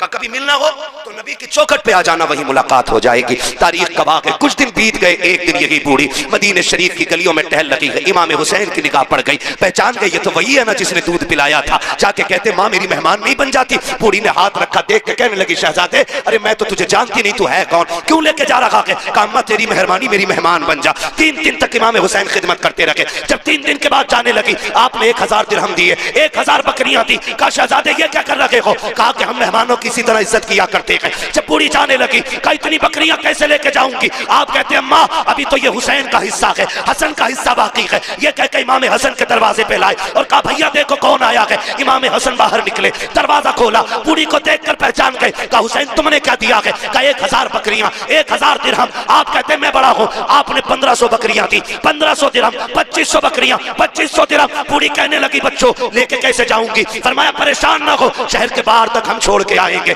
उसके अलावा आपने उनके लिए मजदूर करके दिए ताकि वो सामान को उसके शहर तक, उसकी बस्ती तक पहुंचा सके। और जब आप छोड़ के जाने लगे, बुढ़िया कहती अब तो बता दो तुम हो कौन, मैंने तुम्हें जाना नहीं। तब मेरे इमाम ने कहा था अम्मी याद है ना, एक दिन तो परदेसी तेरे दरवाजे पे आए थे, तूने 1 प्याला दूध का दिया था। कहती अच्छा तुम उसी दूध का बदला दे रहे हो? कहा ना मां ये इस दूध का बदला नहीं है, ये तो हमारा हक था। और रह गई दूध की बात तो कयामत में बताएंगे। हाथ पकड़ के तुझे मैदान महशर से जन्नत तक छोड़ के आए। नारे तकबीर, नारे रिसालत, शहीद आजम कॉन्फ्रेंस, मसरके आला हजरत। करो मत यार, खुद जाएगा, पैसे दे देंगे, टेंशन मत। तवज्जो है सारे लोगों की? हाँ खुदा सलामत रखे। अच्छा तो ये नीचे वाली आवाज खोल दो ना, नीचे वाली खोल दो, ऊपर वाली बंद कर दो चाहे। तवज्जो है सारे लोगों की? जरा कह दे हुसैन, कौन देता के देने को मुंह चाहिए, देने वाला है सच्चा, जोर से देने वाला है सच्चा, देने वाला है सच्चा। हमारा नबी उसी नाना के नवासे है। इनकी सखावत पे बात करें तो बड़ा वक्त गुजर जाएगा। उससे सखी कौन होगा जिसने 6 माह का असगर दे दिया हो? उससे बड़ा सखी कौन होगा जिसने 18 साल का अकबर दे दिया हो? उससे बड़ा सखी ला के दिखाओ जिसने कुल कायनात दीन के लिए लुटा दी हो।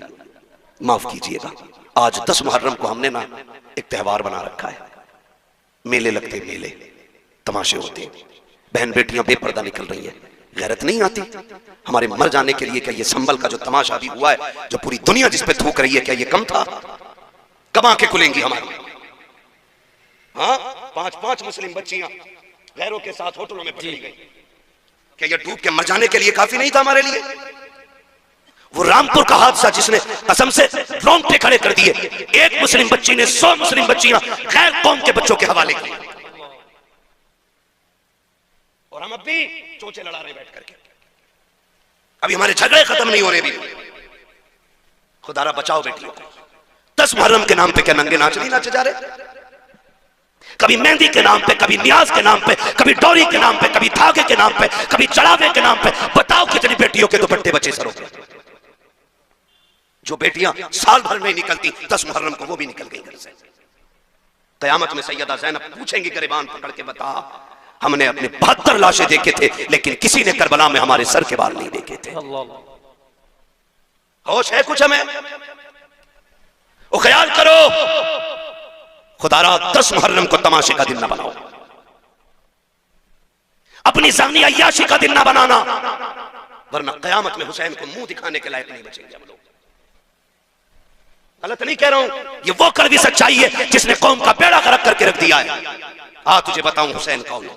सारे शहीद हो गए, एक एक लाश मेरा इमाम उठा के लाया, 71 लाश उठाई है। अपने खेमे के अंदर आए, बैठे हुए सैयदा ज़ैनब आई, बहन लगती है, बहन है हुसैन की। कौन है बहन? करबला में 2 किरदार हैं, एक किरदार को हुसैनी कहा जाता है, दूसरे किरदार को ज़ैनबी कहा जाता है। मगर याद रखिएगा, ज़ैनब भी अली की शहजादी है, हुसैन भी अली का शेर है। दोनों की परवरिश एक घर में है, दोनों की माँ एक है, दोनों का बाप एक है, दोनों का नाना एक है, दोनों का घराना एक है, दोनों की शानें बड़ी अजीम है। मैं अजमत और शान पे बात नहीं कर सकता, उतना वक्त नहीं है मुझे अभी लंबा सफर करना। बस इतनी गौर से मेरी बात सुन ले। हुसैन खेमे में, सैयदा ज़ैनब आ गई। हुसैन खैर तो है? क्या बात है? आंख में आंसू थे। कहा क्यों रोए? कहा इस ख्याल ने रुला दिया, सबकी तैयारियां मां ने कराई है, काश मेरी भी मां फातिमा होती, आज हुसैन मां के हाथ तैयार होके जाता।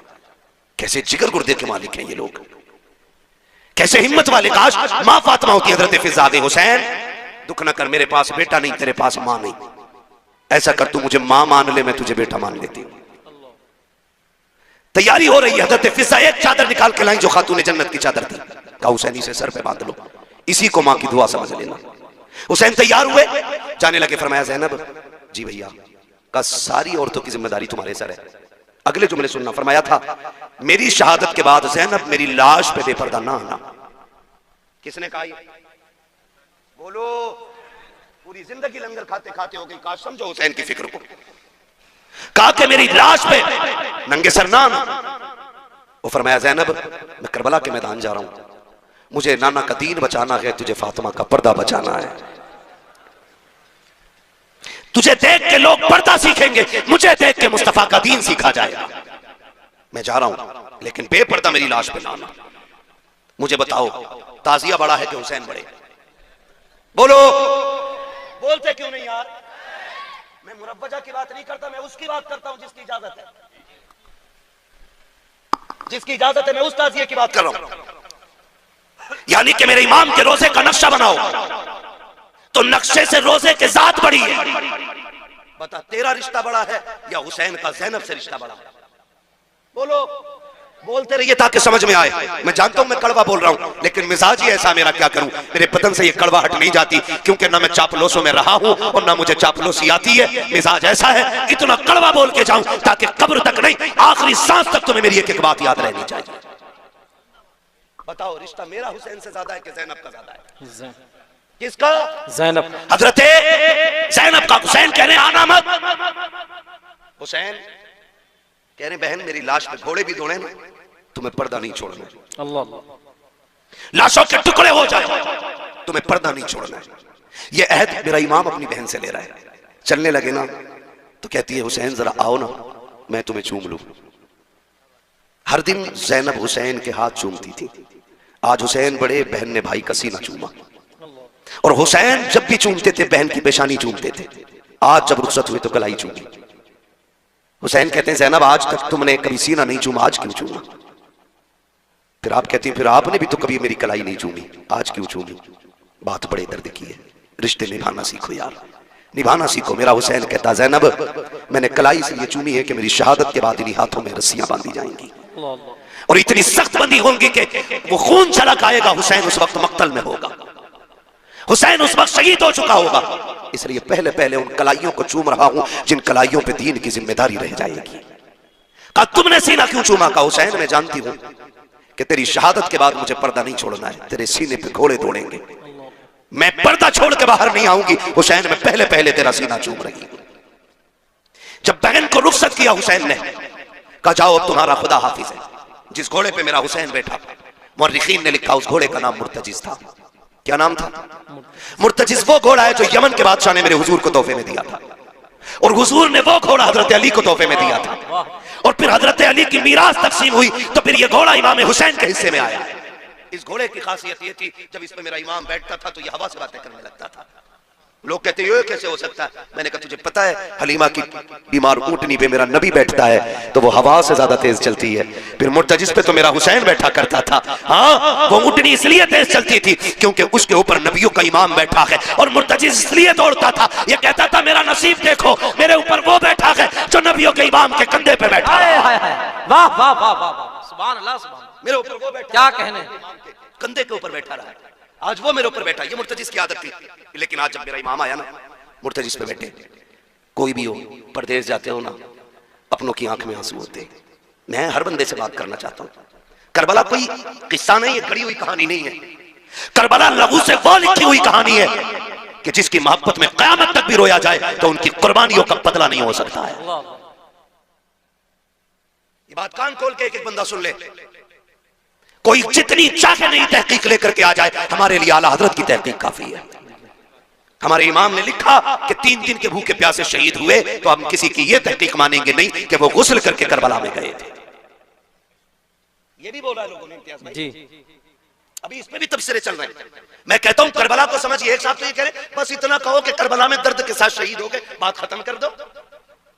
मैंने खुल के कहा था तेरे बाप का एक्सीडेंट हो जाए तो तेरी सास पुश्ते बताती हैं एक्सीडेंट हुआ तो सर दीवार में पहले लगा था, बाद में गोनी लगी थी, फिर घुटना लगा, फिर नाक लगी, फिर दांत निकले, फिर जब सीधा किया तो सीना फटा हुआ था। मैंने कहा तेरा हादसे में मरता है तो तू उसकी बातें ऐसे बताता है। हुसैन ने तो एक एक गिन के दीन के लिए दिया है और हंस हंस के दिया है, मुस्कुरा के दिया है। हम उनकी शहादत बयान करते हैं तो कलेजों में पानी क्यों हो जाया करता है। सुन जरा, मेरा इमाम करबला के मैदान में जा रहा है, मुर्तजिज के ऊपर हुसैन सवार हुआ है। आपने जल्दी से लगाम खींची है क्योंकि देख रहे थे उम्मे रुबाब, शहरबानो, उम्मे लैला, ये सारी खवातीन दरवाजे पे है। शहरबानो भी पर्दे की ओर से देख रही है। हुसैन ये चाहते थे जल्दी कर मुर्तजिज, कहीं ऐसा ना हो सब्र के बंधन टूट जाएं, लोगों की चीखें निकल जाएं, जितना जल्दी हो सके मुझे इनके बीच से करबला के मैदान में ले चल। आपने जैसी एड़ लगाई है, घोड़ा आगे नहीं बढ़ा है, एक नहीं दो नहीं, यहाँ तक लिखा गया है कि 13 मर्तबा मेरे हुसैन ने घोड़े को एड़ लगाई लेकिन आगे नहीं बढ़ा। जब आगे नहीं गया था मेरे इमाम ने कहा था मुर्तजिज हम जानते हैं कि तूने भी 3 दिन से पानी नहीं पिया है, लेकिन सुन हम करीम इब्ने करीम है,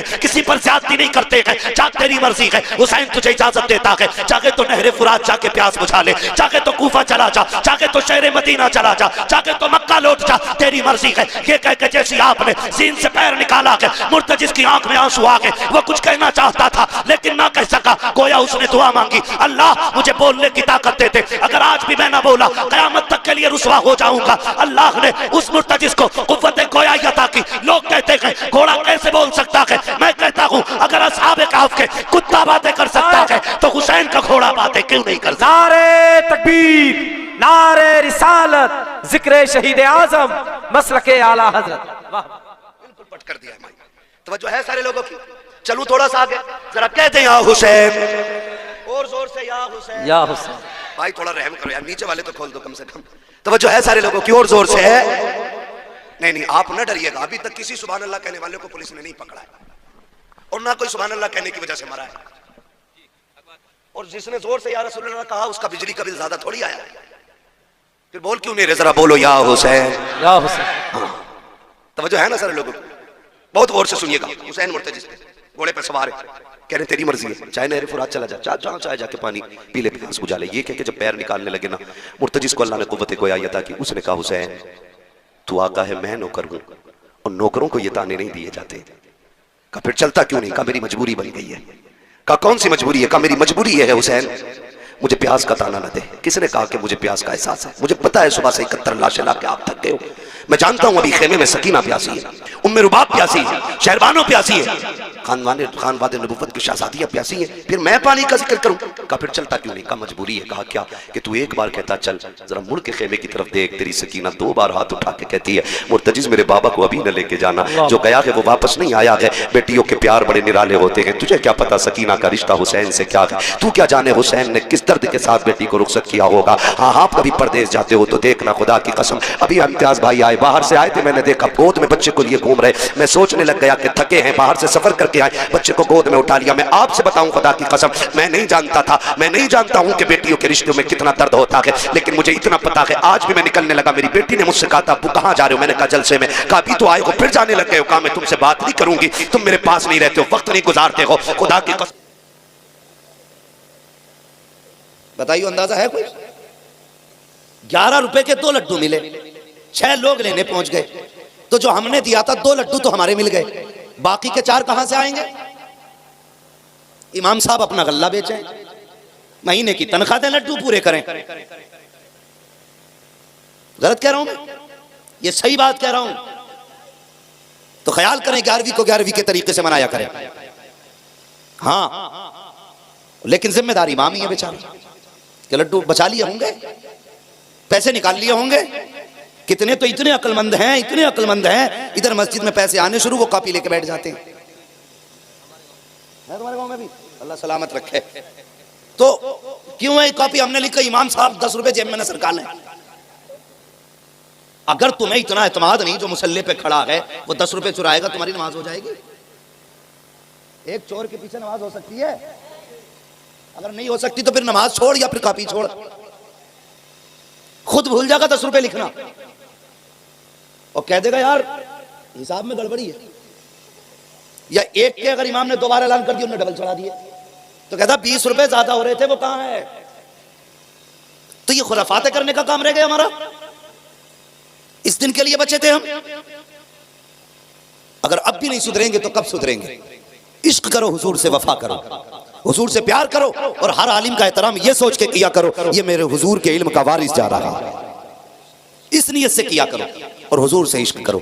इश्क क्या है कभी समझा ही नहीं। हमने तो जर्दा खा लिया तो हो गए मुसलमान, बिरयानी खा ली तो हो गए मुसलमान। और उनसे पूछो जिन्होंने कीमतें चुकाई हैं इश्क की। अल्लाह अकबर। हजरत बिलाल को कोई नहीं जानता है, बच्चा बच्चा हजरत बिलाल को जानता है। एक एक बच्चे से पूछो बिलाल कौन है, तो कहेगा हुजूर का आशिक है बिलाल। कौन है? हुजूर का दीवाना है बिलाल। इश्क कैसा बिलाल का? अल्लाह अकबर। जब कोड़े मारे जाते थे ना, अहद अहद की सदाएं निकला करती थी। आपको तकते दहकते हुए कोयलों पे लिटाया जाता। आज कहा जाए ना इस कोयले पे खड़ा हो वरना कलमा छोड़ दे, बंदा कह देगा कलमा छोड़ने तैयार हूं, कोयले पे न चढ़ाइए। ये उनका इश्क था। उनको नंगी पीट करके कोयलों पे लटाया जाता, फिर उनकी खाल जलती, चर्बी पिघलती और कोयलों पे टपकती, वो बुझ जाया करते थे। फिर उनको कोयलों से हटाया जाता था, लेकिन फिर भी कहा जाता था बिलाल अब भी मान जा। तो मुस्कुरा के कहते थे जान तो दे सकता हूँ, दिया हुआ ईमान नहीं दे सकता हूँ। अल्लाह अकबर। ये इश्क था उनका। और इश्क हो हुजूर से तो फिर बंदा कहीं भी हो तनहा नहीं होता है। अगर जंगल में भी सदा दे दे तो हुजूर का जलवा निगाहों के सामने होता है। यही बिलाल है। उमैया ने हाथ रख के तख्त के नीचे दोनों पाए रखे हैं हाथ के ऊपर, और उसके ऊपर से बैठ जाता है। जब उंगलियों पर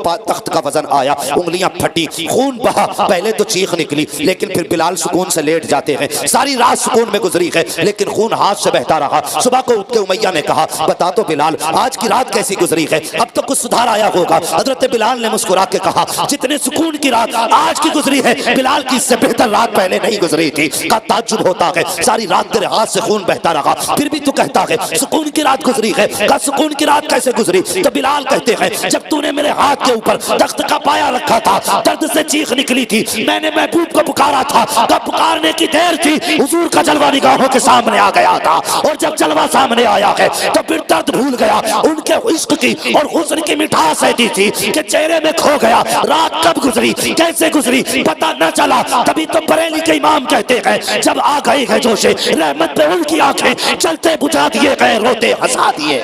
नारे तकबीर, नारे रिसालत, उलमाए अहले सुन्नत मसलके आला हजरत, नारे तकबीर, नारे रिसालत। हाँ, आशिकों ने इश्क की कीमत चुकाई है। और लोग कहते हैं कोई वजीफा बता दो हुजूर का ख्वाब में दीदार हो जाए। हैं, फ्री में ही देखना चाह रहा हुजूर को, फ्री में ही पूरी जिंदगी मेड़े काटता रहा, अब हुजूर दिखा दो इसे। इतना सस्ता है हुजूर का दीदार। पता कब होता है दीदार हुजूर का? जब दिल टूटता है इश्क में हुजूर के, तब दीदार होता है। अगर चाहते हो ना हुजूर जीते जागते दीदार कराएं, तो सबसे पहला काम तो यह कि हुजूर पे दुरूद कसरत से पढ़ा करो। और दूसरी बात, कभी हुजूर के लिए दुख उठा के देखो। जब तुम दुख उठाओगे, खुदा की कसम आवाज देने की जरूरत नहीं है, हुजूर खुली आंखों से आपको अपना दीदार अता करेंगे। हाँ, लेकिन इश्क तो होना चाहिए हुजूर से। हुजूर के नाम पे कुछ तकलीफें तो हम भी उठाएं। उस कौम से क्या उम्मीद की जा सकती है तकलीफ की, जिसे दाढ़ी में भी वजन लगता हो? दाढ़ी रखने में वजन है। हम कहते हैं हुजूर का दामन नहीं छोड़ेंगे, और काम क्या करते हैं? चेहरे पे दाढ़ी नहीं छोड़ेंगे, जुम्मे के जुम्मे साफ करा रहा। अगर कहीं टीचर बन गया तो रोज रगड़ के जा रहा। ये बाल नहीं आना चाहिए। और जवानों, ये बाल इतनी बरकत वाले हैं, अगर इसकी हकीकत पता चल जाए ना, तो एक बाल तक तुम नहीं कटाओगे। जितनी बरकत की चीज है दाढ़ी। मैंने तो यहां तक बुजुर्गों को फरमाते सुना, अगर सुन्नी सही अकीदा कब्र में जाता है दाढ़ी लेकर के, फरिश्ते आते ना हिसाब सवाल करने के लिए, जब फरिश्ता कफन उठाता है चेहरे से, सुन्नी सही अकीदा है ना, तो चेहरे की दाढ़ी देख के ना ढक देता है। दूसरा कहता क्या बात है, हिसाब नहीं लेना? तो कहता मुझे हया रही गई, इसके चेहरे पे मुस्तफ़ा की सुन्नत मौजूद है। ये इस दाढ़ी की बरकत है, इस दाढ़ी की बरकत। और फरमाया गया अगर दाढ़ी में सफेद बाल बन गए और उस बालों को लेकर मर गए, तो कब्र में अंधेरा नहीं होगा। उसके सफेद दाढ़ी के बालों से अल्लाह उसकी पूरी कब्र को रोशन फरमा देगा। लेकिन सफेद की फजीलत है, तो बंदा कोई नील लगाए घूम रहा दाढ़ी में, कोई गेरू लगाए घूम रहा, कोई काली पीली करे घूम रहा। और भाई ये जितनी सफेद होती है उतनी खूबसूरती बढ़ाया करती है। हाँ, नहीं लगता ऐसा? ऐसा लगा कुछ तो मेहंदी लगा के भूल ही जहाँ कई साल तक के लिए, तो निरी मैली सी लगने लगती है। ऐसा लगता है जैसे नमू ही नहीं धोया। वो अल्लाह के बंदे, सफेद थी तो खूबसूरत तो लगती, तो इसे सफेद रखा करो। सफेद नाजायज नहीं है मेहंदी लगाना। कभी ये ना समझे कि मौलवी नाजायज कह के गया, जायज है। लेकिन जो हुस्न सफेदी में है ना, वो किसी रंग में नहीं है, किसी रंग में नहीं है। तुम देख लेना, दो बुजुर्ग बैठा लेना, एक नीली रंग के लाया हो, दूसरा सफेद लिए बैठा हो, फिर देखना नूर की बारिश किसके चेहरे पे हो रही है। ये सफेदी अल्लाह की तरफ से बुजुर्गी का ऐलान है। तो चेहरों पे दाढ़ियां सजाएं नौजवानों, फिर इसकी बेपनाह बरकतें हैं, बेपनाह बरकतें हैं। और हुजूर के नाम पे दाढ़ी रखो, हुजूर के नाम पे, फिर देख खुदा की कसम अल्लाह के करम से हुजूर तुझ पे कितने मेहरबान होते हैं। हम दाढ़ियां ही नहीं रख सकते, जुम्मे के जुम्मे कटवा रहे हैं। अगर कोई बंदा, वो था ना एक शख्स ने कार्टून बनाया था, तो हम मजम्मत करते हैं, गलत किया मिल जाए तो गर्दन काट दें उसकी, ये इश्क है। मगर बात ये है, हम कार्टून बनाने वाले पे इतने नाराज, और जो रोज दाढ़ी मुंडा के नाली में फेंकते हैं, क्या उन्हें हुजूर की सुन्नत याद नहीं आती? ख्याल करें, चेहरे रौनक पा जाते हैं जब चेहरे पे दाढ़ी आती है। तो नौजवानों कोशिश करो, ये मत सोचना, लोग कहते हैं शादी नहीं होगी भाई दाढ़ी रख ली तो। क्यों? ये जितने दाढ़ी वाले इनमें से कोई ऐसा है जिसकी ना हो रही हो? कभी शादियां दाढ़ी से नहीं रुका करती। फर्क यह है, अगर चेहरे पे दाढ़ी होगी ना, तो दाढ़ी की बरकत से तेरे घर में जो आएगी, नचनिया नहीं आएगी, बल्कि तेरे बिस्तर पे कनीज़े फातिमा ज़हरा चल के आएगी। ये गारंटी। अगर चाहते हो कि तुम अच्छी नस्ल को अच्छी गोद दो, तो फिर चेहरों पे दाढ़ियां सजा लो। ये खुद ऐसा एंटिक है कि शैतान औरत तुम्हारे करीब आ ही नहीं सकती, इसलिए ये दाढ़ी की बरकत भी है। तो सजाएंगे इंशाल्लाह चेहरों पे दाढ़ी, कोशिश करें हुजूर की सुन्नत से प्यार करेंगे और चेहरे पे दाढ़ी सजाएंगे। और जवानी में भी मरे ना तो इस शान से मर के जाएंगे। अगर चेहरे से कफन हटा दें फरिश्ते, हुजूर देख के मुस्कुरा के कह दें सोने दो, देखते नहीं वो सीने पे मेरी सुन्नत रख के ला रहा। इसलिए जरूरी है। हाँ, मूछें कटवाओ, ये हुक्म है, दाढ़ी बढ़ाओ, मूछें पस्त कराओ। इतनी बड़ी मूछ मकरू है जो पानी वगैरह पीने में पानी में टच हो, समझ रहे? और ऐसी भी ना कि जो बिल्कुल ही साफ करा दो यहां तक, मूछ के चक्कर में पता ना क्या बने फिर रहे हैं। हाँ, मूछ का तसव्वुर ही अलग ले लिया लोगों ने, यहां तक मार गए, ऐसा लग रहा है नकली लगाए घूम रहे हैं। हाँ, तो मूछें पस्त कराने का हुक्म है, मुंडाने का नहीं, यह भी ख्याल रहे। मुंडाने में पस्त कराने में फर्क होता है। मुंडाना ये होता है उस तरह से, पस्त कराना छोटी करो जितनी हो सके काट के। तो कोशिश करें हर बंदा चेहरे पे दाढ़ी सजाए। और मैं कई सर देख रहा हूं जिन पे टोपियां नहीं है। अल्लाह तौफीक दे तो 1800 की पैंट लेके आओ ना, तो 18 रुपए की टोपी जरूर ले आना। अगले प्रोग्राम में कभी हाजिरी हो ना तुम्हारे गांव में, नसीब से, तो अल्लाह करे सबके सर पे टोपियां होनी चाहिए। बोलो इंशाअल्लाह। ओ शर्मा मत जवान, शर्माने की बात होती तो मैं खड़ा करके कहता टोपी कहां है। कोई बात नहीं, भूल गए, लेकिन आइंदा जलसे में जाते वक्त टोपियों का ख्याल रखें और हर वक्त टोपियां ओढ़ा करें। ये शिकायत करते ना कि हमारी माँ बहनें दुपट्टा नहीं ओढ़ती, मैं अक्सर ये बात कहता हूं, जब से जवान ने टोपियां छोड़ दी, औरतों ने दुपट्टे छोड़ दिए। आप टोपी ओढ़ना शुरू कर दो, बेटियां दुपट्टे ओढ़ना शुरू कर देगी। तो लाजिम करो टोपी को, हमारी पहचान है टोपी, हमारी शान है टोपी, और हम इसे ही नहीं ओढ़ते तो टोपी को लाजिम करो। मैं अर्ज कर रहा था, लोगों ने इश्क की कीमतें चुकाई हैं। अल्लाह अकबर। तारीख में एक नाम आता हजरत ज़ुनैरा का, हुजूर से इश्क किया। अल्लाह अकबर। हजरत ज़ुनैरा ने जब इश्क किया ना हुजूर से, हजरत उमर उस वक्त तक ईमान नहीं लाए थे जब इन्होंने कलमा पढ़ा था। जब कलमा पढ़ा ना तो हजरत उमर को पता चल गया। बुलाया हजरत ज़ुनैरा के मालिक ने, कहा देखो उमर ये कलमा पढ़ चुकी है। हजरत उमर ने तुर्रे मारना, कोड़े मारना शुरू किए, या जो आपके पास चीजें थी मारने की उनसे मारना शुरू किया। अगर बात करें कि ये कोड़ा तो सल्तनत में था, लेकिन उस वक्त रिवाज था कोड़े मारने का, तो उस वक्त भी कोड़े मौजूद थे। जिस तरह से भी आपसे मारा गया, जब मारते मारते थक गए, तब हजरत ज़ुनैरा ने कहा था उमर पानी पी लो, फिर मारो। हजरत उमर ने पानी पिया, फिर मारा, कहा कलमा छोड़, लेकिन कलमा नहीं छोड़ा। अल्लाह अकबर। वक्त गुजरता गया, हजरत ज़ुनैरा ने कलमा नहीं छोड़ा। एक दिन आप गुजर के जा रही हैं गली से, सामने से अबू जहल आ रहा था। जैसे हजरत ज़ुनैरा को आते देखा, हजरत ज़ुनैरा को करना क्या था कि अबू जहल आ रहा है, आहिस्ता हो जाना चाहिए था हुजूर का नाम ज़बान पर, लेकिन जब हुजूर के दुश्मन को आते देखा, फिर आहिस्ता नाम नहीं लिया, बल्कि जोर से हुजूर का नाम लेना शुरू कर दिया। अबू जहल को जलाल आ गया, करीब आया, कहा तुझे डर नहीं लगता? कहा किस बात का डर कि तू मेरे सामने मेरे दुश्मन का नाम ले रही है? कहा तू क्या करेगा? कहा जान ले सकता हूँ। तो उसने कहा था, हजरत ज़ुनैरा बोली, ओ जालिम, सिर्फ जान ले सकता है, लेकिन दिया हुआ मुस्तफा का इश्क ईमान नहीं ले सकता है।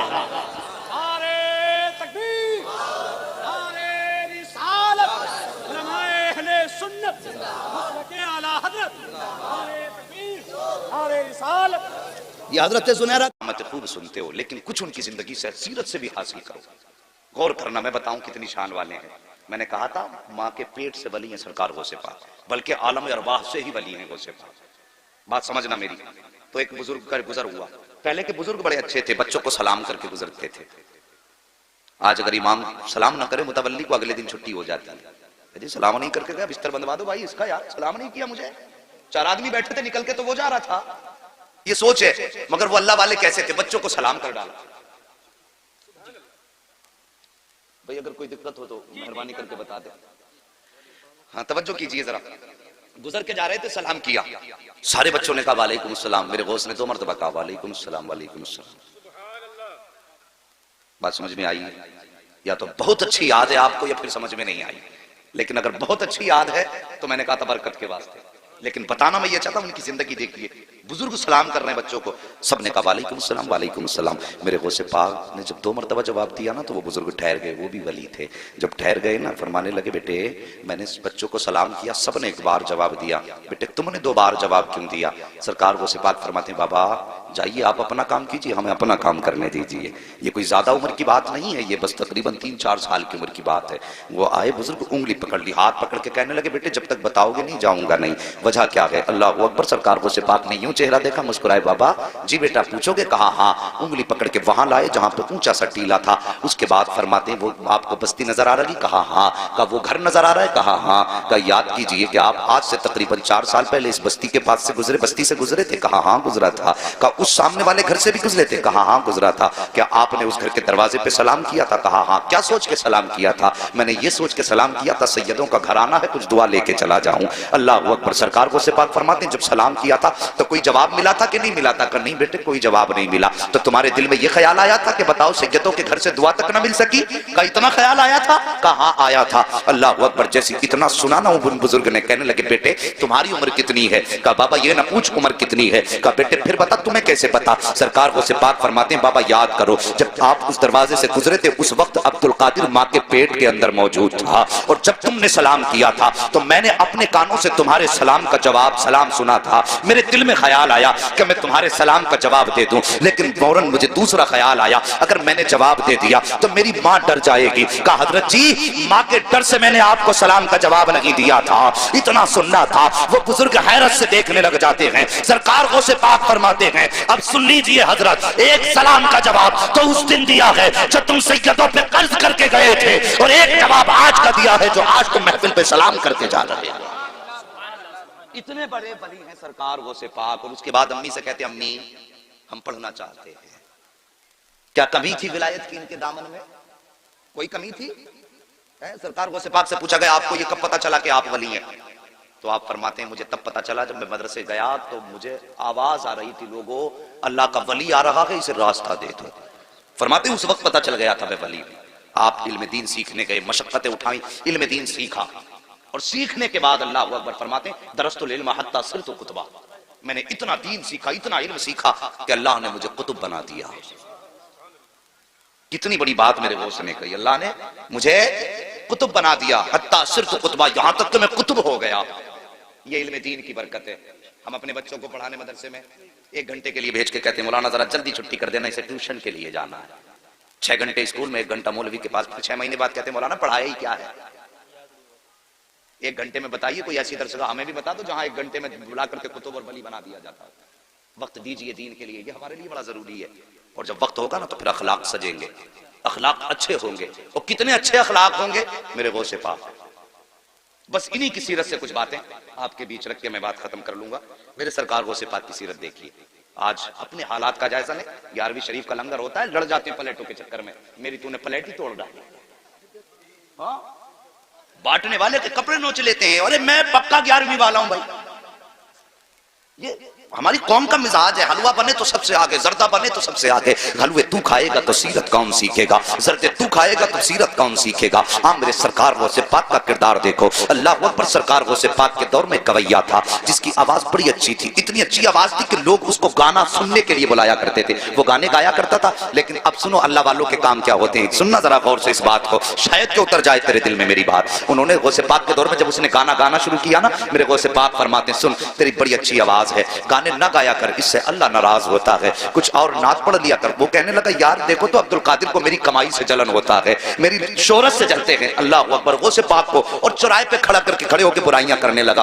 आज भी कुछ लोग होते हैं ना, उनसे कह दो कि साहब ये काम ना करो तो कहते हैं नहीं जी तुम तो मेरी बुराई मुझसे जलते हो, मेरी तरक्की से जलते हो। अल्लाह अकबर। ऐसे ही उसने जवाब दिया। वक्त गुजरता गया, लोगों में उसकी बड़ी मकबूलियत हुई। वो पैसे कमा के लाता था, घर वाले खाना खिला देते थे, लाता था खिला देते थे। लेकिन याद रखो हर चीज की एक उम्र होती है। और साकिब कभी ये सोच के गुनाह न किया करो कि बुढ़ापा आएगा तो तौबा कर लेंगे, अभी तो जवानी है, अभी तो देखा ही क्या है। नहीं जी, उम्र के किसी भी हिस्से में मौत आ सकती है। किस्मत वाले होते हैं जिन्हें बुढ़ापा हाथ आ जाता है। अब तो देखा कि सफेद बालों वाले बिस्तर पे लेटे रहते हैं और जवान लोगों के जनाजे घरों से हमने उठते देखे हैं। यार मौत की तैयारी कर लो, मौत की तैयारी कर लो। अल्लाह के बंदो मौत को दूर न जानो। मौत हमारा पीछा कर रही है, हम मौत से भाग रहे हैं लेकिन मौत हमारे पीछे है, एक दिन आके हमें पकड़ लेगी। अल्लाह अकबर। सरकार को सिफात फरमाते हैं सुन तू तौबा कर ले। उसने कहा नहीं तुम जलते हो मेरी तरक्की से। वक्त बदला, गले में अब उसके बुढ़ापे के असर आए, आवाज दबने लगी। लोगों ने उसको बुलाना शुरू कर दिया। लोगों ने जब उसको बुलाना शुरू कर दी, बंद कर दिया, जब आवाज खत्म हुई लोगों ने बुलाना बंद किया। पैसा खत्म हुआ, घर वालों ने खाना खिलाना बंद किया। कुछ दिन तक पैसा रहा, घर वाले खिलाते रहे। लेकिन जब पैसा बिल्कुल खत्म हुआ, घर वालों ने उसको खाना देना बंद कर दिया। अपनों ने मुंह लगाना बंद कर दिया। जब अपनों ने मुंह लगाना बंद कर दिया, फटे कपड़े हो गए, मैला लिबास हो गया, कोई खिलाता नहीं था, मक्खियां बदन पे भिनकने लगी, कोई पास नहीं बैठाता था, जाके कब्रिस्तान में जाके बैठ गया। सोचने लगा एक दिन यहीं पे आना है, हो सकता है कोई मुझे कांधा ना दे। ये सोच करके कब्रिस्तान जाकर के बैठा, दुनिया मुखालिफ है, कोई कांधा नहीं देगा, मरूंगा तो यहीं रह जाऊंगा। लेकिन अल्लाह अकबर। एक दिन उसी कब्रिस्तान के पास से मेरे सरकार वो से बाप का गुजर हो जाता है। और वो करीम इब्ने करीम जो ठहरे, वो सखी इब्ने सखी जो ठहरे, अल्लाह अकबर, जैसी कब्रिस्तान के पास से गुजरे वही लिबास उसका पुराना है, मक्खियां उसके बदन पे हैं। मेरे गौस ने कदम रोक दिए, गौर से देखा, देखने के बाद पहचान गए यार ये तो वही गवैया है जो चौराहे पे खड़े होकर मेरी मुखालफत किया करता था, जो चौराहे पर खड़े होकर के मेरी बुराई किया करता था। आप गए, अपने शागिर्द को बुलाया, बुलाने के बाद आपने कुछ पैसों की थैली दी और अपने शागिर्द के हाथ में देकर के कहा जाओ कब्रिस्तान चले जाओ, वहां पर एक गरीब बैठा हुआ है, उसको जाकर के ये पैसा रुपया जाकर के दे दो। अल्लाह अकबर। जैसी वो लेकर के चला, उसे पाक फरमाते नाम मत बताना किसने दिया है वरना वो शर्मिंदा हो जाएगा। आज अपनी जिंदगी का आप जायजा लीजिए। अगर ज़कात बांटते हैं तो कैमरे लगा के बांटा करते हैं, खैरात तकसीम करते हैं तो कैमरे लगा के तकसीम किया करते हैं। यार हमने कोई नेकी की की तो अल्लाह को दिखाने के लिए की या बंदों को दिखाने के लिए की है? अगर दुनिया को दिखाने के लिए करते हो तो ये नेकी तुम्हारे मुंह पे मार दी जाएगी। अगर अल्लाह को दिखाने के लिए कर रहे हो तो फिर किसी की परवाह ना करो, कोई देखे ना देखे, बस ये सोचा करो कि या तो खुदा देखे या मदीने वाला मुस्तफा देख ले। और किसी की गुर्बत का तमाशा ना उड़ाया करो। आज लाइनें लगती हैं, रमजान का महीना आएगा, खैरात बांटेंगे दौलत वाले, ऐलान करेंगे उसकी तरफ से कंबल बट रहे हैं, वो गरीब जाके बैठ जाते हैं। शर्म नहीं आती? इंतजार कराते हो, आगे बढ़ो, वक्त बहुत कम है साहिब। मैं कहता हूं कोई भी काम करना हो अल्लाह की रजा के लिए किया करो, हमें मरना है, बस ये याद रखो। हमें हसनैन के नाना को मुंह दिखाना है, मौला अली का भी सामना करना है साहिब, उनका सामना करना है। किस मुंह से सामना करना, ये तुझे और मुझे सोचना पड़ेगा। सरकार को से पाक फरमाते हैं, जाके उसे बताना मत किसने दिया है। ये आया मुरीद लेकर के, आने के बाद कब्रिस्तान में इसी गरीब के हाथ में जाके जब थैली रखी ना, इसने यूं चेहरा उठाया और देख के आंखों में आंसू आ गए। कहने लगा यार ये तो बता दे, पूरे शहर के अंदर किसी ने मुझे मुंह तक नहीं लगाया, कोई मुझे एक वक्त का खाना देने तैयार नहीं है। ये बता ये इतना एहसान किसने कर दिया है? कौन है इतना मेहरबान जो मुझसे इतना प्यार करता है? शागिर्द कहता है मुझे देने का हुक्म है, बताने का हुक्म नहीं दिया गया है। ये कह के शागिर्द जब चलने लगा, उसने कहा ठहर मुझे पता है। अल्लाह अकबर। जैसी वो वापस आया है, वो मुरीद शागिर्द आ गया, सरकार वो सिपाक पढ़ाने में मसरूफ हैं। जब वापस आया तो आकर के वही फकीर भिखारी दरवाजे पे खड़ा हो गया। मेरे गौस अपनी जगह से उठ के खड़े हो गए। हाँ हाँ, ये आईना है आज के पीरों के लिए,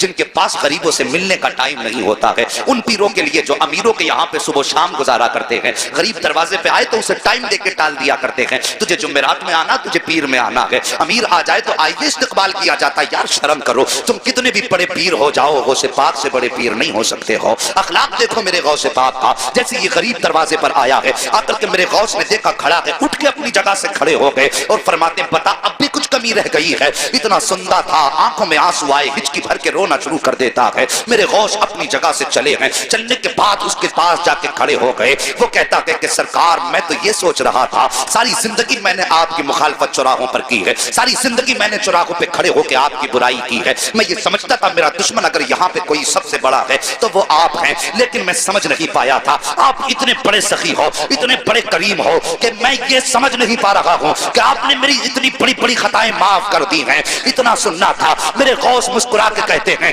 बता और भी कुछ चाहिए? उसने कहा सरकार मुझे याद है एक बार जवानी में मुझसे कहा था कि तौबा कर ले खुदा राजी हो जाएगा, मैंने आपकी नहीं मानी थी। अब बस इतना बताइए क्या आज तौबा करूंगा तो क्या मेरे गुनाह माफ हो जाएंगे? मेरे गौस मुस्कुराते हैं और कहते हैं ला हाथ बढ़ा दे, हाथ में हाथ दे दे, सिर्फ तौबा से गुनाह की माफ नहीं होंगे बल्कि अल्लाह तुझे महबूब भी बना लेगा। उसने इतना सुना है, तड़प के कहता है सरकार क्या इतना बड़ा करम भी हो सकता है? मेरे गौस कहते हैं हाथ बढ़ा दे, तौबा करना तेरा काम है और तुझको वली बना देना ये अब्दुल कादिर जिलानी का। नाराए तकबीर, नाराए रिसालत, उलमाए अहले सुन्नत, मसलके आला हजरत, जश्न गौसुल वरा, नाराए तकबीर, नाराए रिसालत।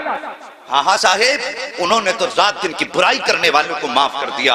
अब अपने गिरबान में झांक के जरा देखिए, अगर चौराहे पे बाप बेटे को डांट देना तो बेटा कहता है तुमने मेरी बेइज्जती कर दी, और फिर कई दिन तक बाप से नहीं बोलता है। हमने तो भाइयों भाइयों के बीच ऐसी दीवारें देखी हैं यार, भाई भाई होता है। अल्लाह की कसम भाई वो नेमत है, जिस दिन ये चला जाएगा ना उस दिन इसकी कदर मालूम होगी। और तुम्हें पता क्या है भाई क्या होता है? अगर भाई की कदर जाननी है तो कोई पूछे मेरे हुसैन से करबला के मैदान में, जब गाजी अब्बास की शहादत हुई थी, मेरे हुसैन ने यूं हाथ रख के कहा था आज हुसैन की कमर टूट गई है और तुझे भाई की ताकत का अंदाजा नहीं है। आज भाई भाई के खिलाफ खड़ा हुआ है। साहिब कब तक लड़ोगे, कब तक लड़ते रहोगे? हमने तो अपनों को माफ करना नहीं सीखा, उन्होंने तो दुश्मनों को भी सीने से लगाया है। फिर कैसे कहते हो गौस का दामन नहीं छोड़ेंगे? अल्लाह अकबर। हमने यहाँ तक देखा है हजरत जी, यहाँ तक देखा है कि भाई भाइयों के इख्तिलाफ इतने बढ़ जाते हैं कि घर के अंदर फंक्शन होता है, एक भाई के घर में फंक्शन है, दूसरा भाई दरवाजा बंद करके बैठा है। भाई के बच्चे पूछ के कहते हैं अब्बा बताइए क्या चचा हमें मनाने के लिए आएंगे? बाप के बच्चे मुंह जबान पे उन बच्चों के लिए कोई जवाब नहीं होता है। वो सोचता है हाँ कहता हूँ और भाई ना आया तो बच्चों को क्या मुंह दिखाऊंगा, और अगर ना कहता हूँ तो भाई बच्चे कहेंगे अब्बा जी आपके दिल में कोई कमी है। मगर जब बाप पूछता है, बच्चे पूछते हैं भाई आएगा तो बाप टाल दिया करता है। और यार तुम्हारे बच्चे जब खुशियां मनाते हैं, तुम्हारे भाई भाइयों की नाराजगी का नतीजा ये होता है कि तुम्हारे दरवाजे पर एक कुत्ता भी चूड़े चमार भी खा के चले जाते हैं। अगर तुम्हारे दरवाजे पे नहीं आया तो अपना भाई नहीं आया है। तुमने गांव के प्रधान को मनाने के लिए, अपने घर लाने के लिए अपने के पैर की जूतियां तक तोड़ डाली हैं। अगर नहीं पहुंचे हो तो भाई के दरवाजे तक नहीं पहुंचे हो, एक बार उसके दरवाजे पे अगर चले जाते और जाके इतना कह देते भाई मुझसे गलती हो गई है, अल्लाह की कसम खा के कहता हूं जहां ये दुनिया के दौलत वाले तुमसे 70 चक्कर लगवाते हैं, ये तेरा अपना भाई है, एक बार दरवाजा तो खटखटा के देख लेता। और तुझे कितनी भी बड़ी उस भाई के खिलाफ साजिश की थी, एक बार इतना कह देता कि भाई खता हो गई है, फिर उसकी आंखों में देखता माँ की ममता भी नजर आती, बाप की शफकतें भी दिखाई देती, खानदान की मोहब्बतें भी दिखाई देती और खून का उबाल भी दिखाई देता। वो कहता यार छोड़ दे, जब तू दरवाजे पे आ गया है मैंने तुझे माफ कर दिया है, तुम मुझे माफ कर दे। जब तुम्हारी ये मुलाकात होती तुम मदीने से सदा आती और दोनों भाई हो एक दूसरे को माफ करके तुमने मुझे खुश कर दिया है। जब ये मदीने वाला कहता तो रब फरमा देता जब तुमने मुस्तफा को खुश कर दिया है मैंने तुमको माफी का परवाना अता फरमा दिया। हाँ हमें तो जन्नत भी अगर चाहिए या रसूल अल्लाह जिंदाबाद, हमें तो जिंदाबाद जिंदाबाद, हमें तो जन्नत भी वो चाहिए जो मौलवी 100 रुपए। हमारा अली तो वो है जो एक उंगली पे बाबे खैबर उखाड़ देता है। वाह वाह वाह वाह वाह वाह, क्या कहने, हिम्मत ही नहीं है हक अली का और कोई छीन के ले जाए। उसके बाजू की पावर का आलम यह था, तलवार चलती थी तो आवाज आती थी शाखे मर्दा शेरे यज़्दा कुव्वते परवरदिगार ला पता इल्ला अली ला सैफा इल्ला जुल्फिकार। नारे तकबीर, नारे रिसालत, नारे हैदरी, जिक्र शहीद आजम, मसलके आला हजरत। क्या बात है मुफ्ती साहब, वाह वाह वाह, हक अली का और कोई छीन ले, हाय हाय, इतनी हिम्मत किसमें है? वो उनकी अपनी मर्जी है, उनकी अपनी मर्जी है। एक बंदा बता दे कि नमाज अबू बकर ने पढ़ाई हो और अली नियत तोड़ के गए हो, हाय हाय, वाह वाह, मुसल्ले पे उमर खड़े हो हाय हाय, और अली ने रुख फेर दिया हो। वाह, कैसी नमाज होती थी, इमाम मुसल्ले पे बैठा है और पीछे अहले बैत के अफराद हैं, हसन पीछे है, हुसैन पीछे है, अब्बास पीछे है, हैदर पीछे है, मुसल्ले पे उमर है, नमाजें हो रही है। कितना दिल लगता होगा जब अबू बकर मुसल्ले पे बैठ के कहते होंगे अस्सलामु अलैका अय्युहन नबी, जब ये जुमले कहे जाते होंगे खुदा की कसम मुझे बता तो सकी कि नबी के साथ आल का ख्याल आता होगा कि नहीं, वाला आल ही जब कहा जाता होगा तो हसन का ख्याल होगा कि नहीं, हुसैन का ख्याल होगा कि नहीं। अबे वो तेरा नजरिया है जो यारों को लड़ा देता है, ये हमारा नजरिया है जो यारों को हाथ पकड़ के मुस्तफा के मदीने तक ले। नारे तकबीर, नारे रिसालत, अज़मते अहले बैत, अज़मते सहाबा, वाह वाह वाह, दिल के फपोले जल उठे सीने के दाग से, इस घर को आग लग गई घर के चिराग से। क्या कहने, क्या कहने, वाह वाह, हमने दीन को तोड़ मरोड़ के रखा। सही बताऊं, हजम करने तो सुने, हकीकत यह कि अहले बैत की अजमत क्या है ये हमने हुजूर के सहाबा से सीखी है, हमने हुजूर के सहाबा से अदब वाह सीखा। वाह, ये हुजूर के सहाबा ने सिखाया है। करबला में कितने शहीद हुए, बोले सलामत रहे, कितने? अभी सबकी आवाज नहीं आई है। मैं यकीन करता हूं कि इन 72 पे शक उसी को होगा जिसके अपने नुत्फे में शक होगा। अल्लाह अल्लाह, सीधी सी बात। कितने शहीद हुए, जोर से कितने? लेकिन कुछ जमातें मिलती हैं जो सिर्फ 2 ही नाम लेती हैं पूरे 10 दिन में। हाँ, बाकी 72 का नाम क्यों नहीं लेते भाई? और भी है ना, जिक्र सबके करो ना, सारे ही तो हुसैनी थे, सारे ही तो हुसैनी थे यार। और जानते हुसैन की फौज के सबसे बूढ़े सिपाही को हबीब इब्ने मुजाहिर कहा जाता है। वाह, हबीब इब्ने मुजाहिर, उमर बाज ने 72 साल लिखी है और बाज ने 76 साल लिखी है। ये हबीब कौन है? ये मेरे नबी का सहाबी है। वाह, कौन है? हुजूर के सहाबी, सहाबी है हुजूर के। उम्र मेरे इमाम की 6 बरस थी, बाज ने इनकी उम्र 14 साल लिखी है उस वक्त में और बाज ने 16 साल लिखी है। लेकिन जानते हो करते क्या थे? जब हुसैन मदीने में चलते थे ना 6 साल की उम्र में, तो हबीब इब्ने मुजाहिर 14 साल की उम्र में पीछे पीछे चलते थे। जहां से इमाम का पैर उठता मिट्टी उठाते, सर पे डाल के उसको अपने सर का ताज बनाते। बात हुजूर की चौखट तक आ गई। महबूब एक बच्चा है, अजीब काम करता है मदीने में, कोई ऐसा करता ही नहीं। कहा क्या हुआ? कहा जब तेरा हुसैन चलता है ना, ये जो गोद में बैठा है शहजादा, जब ये चलता है ना तो वो पीछे पीछे चलता है, मिट्टी उठा के सर पे डालता है। हुजूर ने फरमाया बुलाओ हबीब को। बुलाओ हबीब को। खबर पहुंची, हबीब इब्ने मज़ाहिर खाना खा रहे थे। किसी ने कहा हुजूर ने बुलाया है। जो लुकमा जहां था वहीं छूट जाता है। उठ के दौड़े लग गई। जो बुलाने आया था उसने कहा ठहर यार, रुक तो सकी। मुजरिम को जब खबर होती है कि तेरी शिकायत अदालत में हो गई है, उसके पैर कांप जाते हैं। तू कह के मुझसे आगे जा रहा है। तो हबीब इब्ने मज़ाहिर ने कहा था वो और बारगाह होती है जहां बुला करके जलील किया जाता है। यह उस नबी की बारगाह है जहां मुजरिमों को सीने से लगा के इज्जतें अता की। नारे तकबीर, नारे रिसालत, जिक्र शहीद आजम, मसलके आला हजरत। क्या बात है, वाह वाह वाह। थोड़ा सा बताना चाहता हूँ। हबीब इब्ने मज़ाहिर पहुंच गए हुजूर के पास। हुजूर ने फरमाया हबीब इधर आओ। जी या रसूल अल्लाह। ये कौन है, पहचानते हो? जी। कौन है? कहा आपका नवासा है, अली का शेर है। कहा तुम जानते हो? कहा जी। कहा तुम्हारी शिकायत लगी है क्या कि जब ये चलते तो तुम पीछे पीछे चलते हो? जी या रसूल अल्लाह। मिट्टी उठाते हो इनके पैर के नीचे की? जी। का सर पे डालते हो? कहा जी। हुजूर ने फरमाया क्यों करते हो? हबीब इब्ने मज़ाहिर की आंख में आंसू आ गए। कहने लगे हुजूर मैं ही करता हूं पूरे मदीने में। कहा हाँ।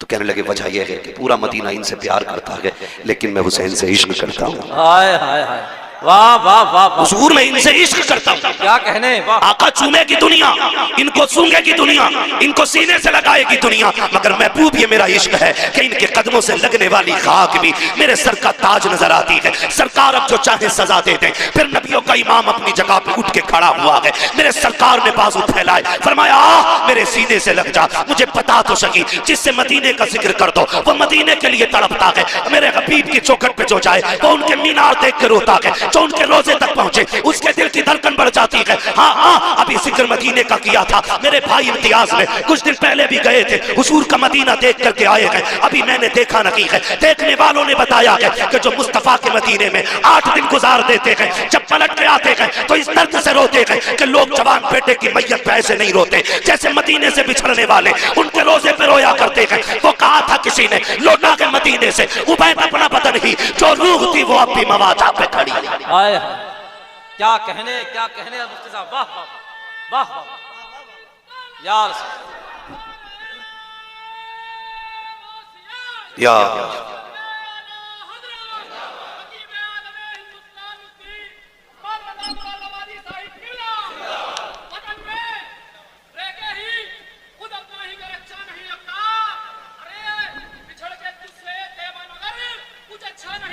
क्या बात है।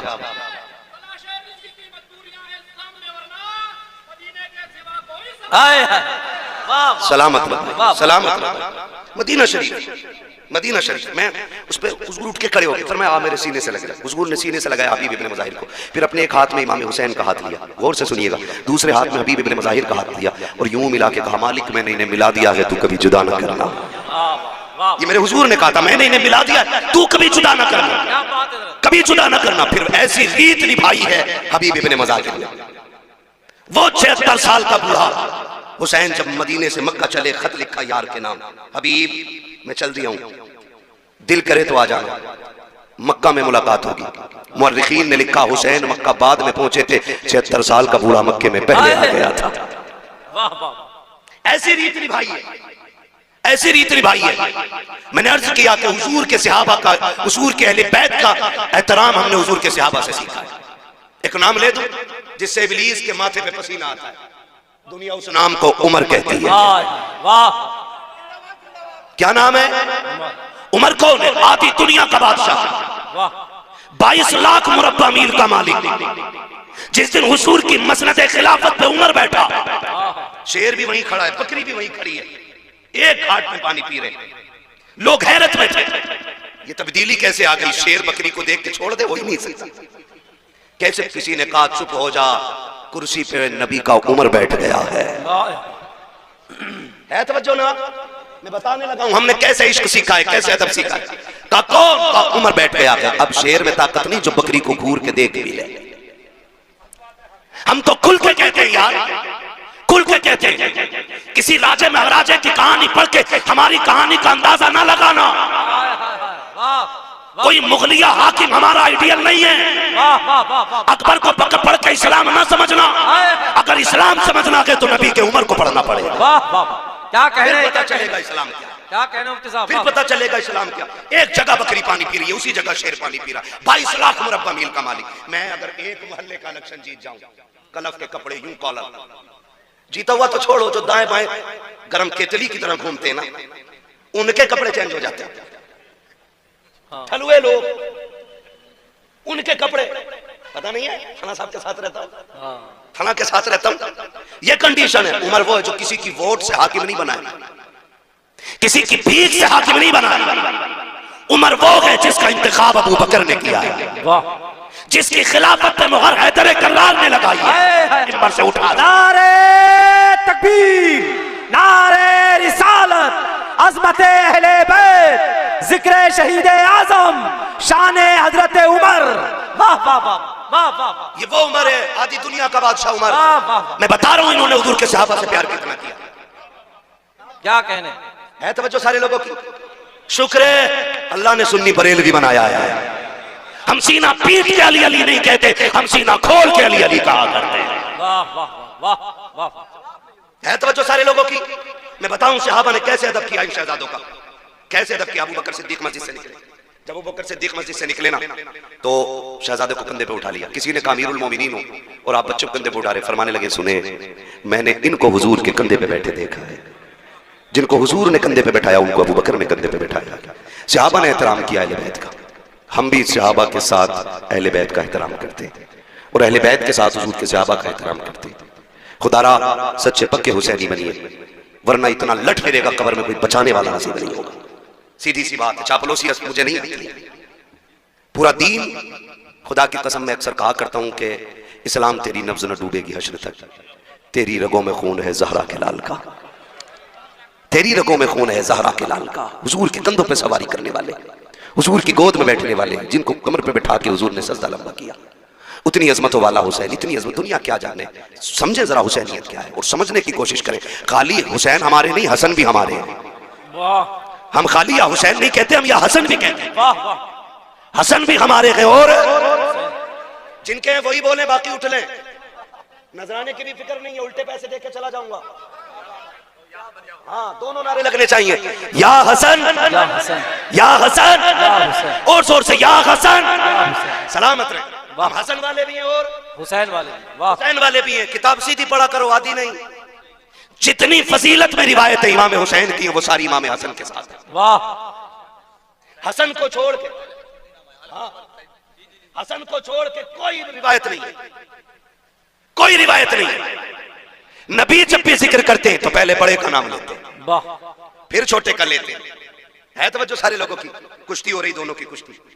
हुजूर कह रहे हैं हसन पकड़ो हुसैन की गर्दन, कमर में हाथ डालो, बाजू पकड़ो, इधर से पटको। पर्दे से सैयदा कायनात कहती है अब्बा जी हसन बड़ा है, हुसैन छोटा है। आप भी बड़े के साथ हो गए, आपको तो बच्चे के साथ होना चाहिए था। हुजूर के जुमले का फातिमा सबर कर, अगर मैं हसन को दाव बता रहा हूं तो हुसैन भी अकेला नहीं है। कहा फिर, कहा मैं हसन को बता रहा हूं, हुसैन को मेरा जिब्रील बता रहा है। वाह वाह वाह वाह, क्या कहने। वाह, अज़मतें देखें, इनकी शान देखें। वाह, किस ज़बान से हो बयाने इज़्ज़ो शान अहले बैत। मदह खाने मुस्तफ़ा के, मदह खाने अहले बैत, बेइजाज़त जिनके घर जिब्रील भी आते नहीं। कद्र वाले जानते हैं कद्र शान अहले बैत। अपना सौदा बेचकर बाजार सूना कर गए, कौन सी बस्ती बताई खानदान अहले बैत। बेअदब गुस्ताख नजदी को सुना दे हसन, क्यों कहा करते हैं सुन्नी दास्ताने है। हसन भी शान वाला है, हुसैन भी, हुसैन भी, जोर से हुसैन भी शान वाले हैं। एक हज करने जा रहा है तो जाने से पहले पूरा वीडियो, जाके भी पूरा वीडियो और आके फिर पूरा वीडियो। हसन हुसैन वो हैं जिन्होंने 25 हज पैदल किए हैं। बोलो यार सुभान अल्लाह।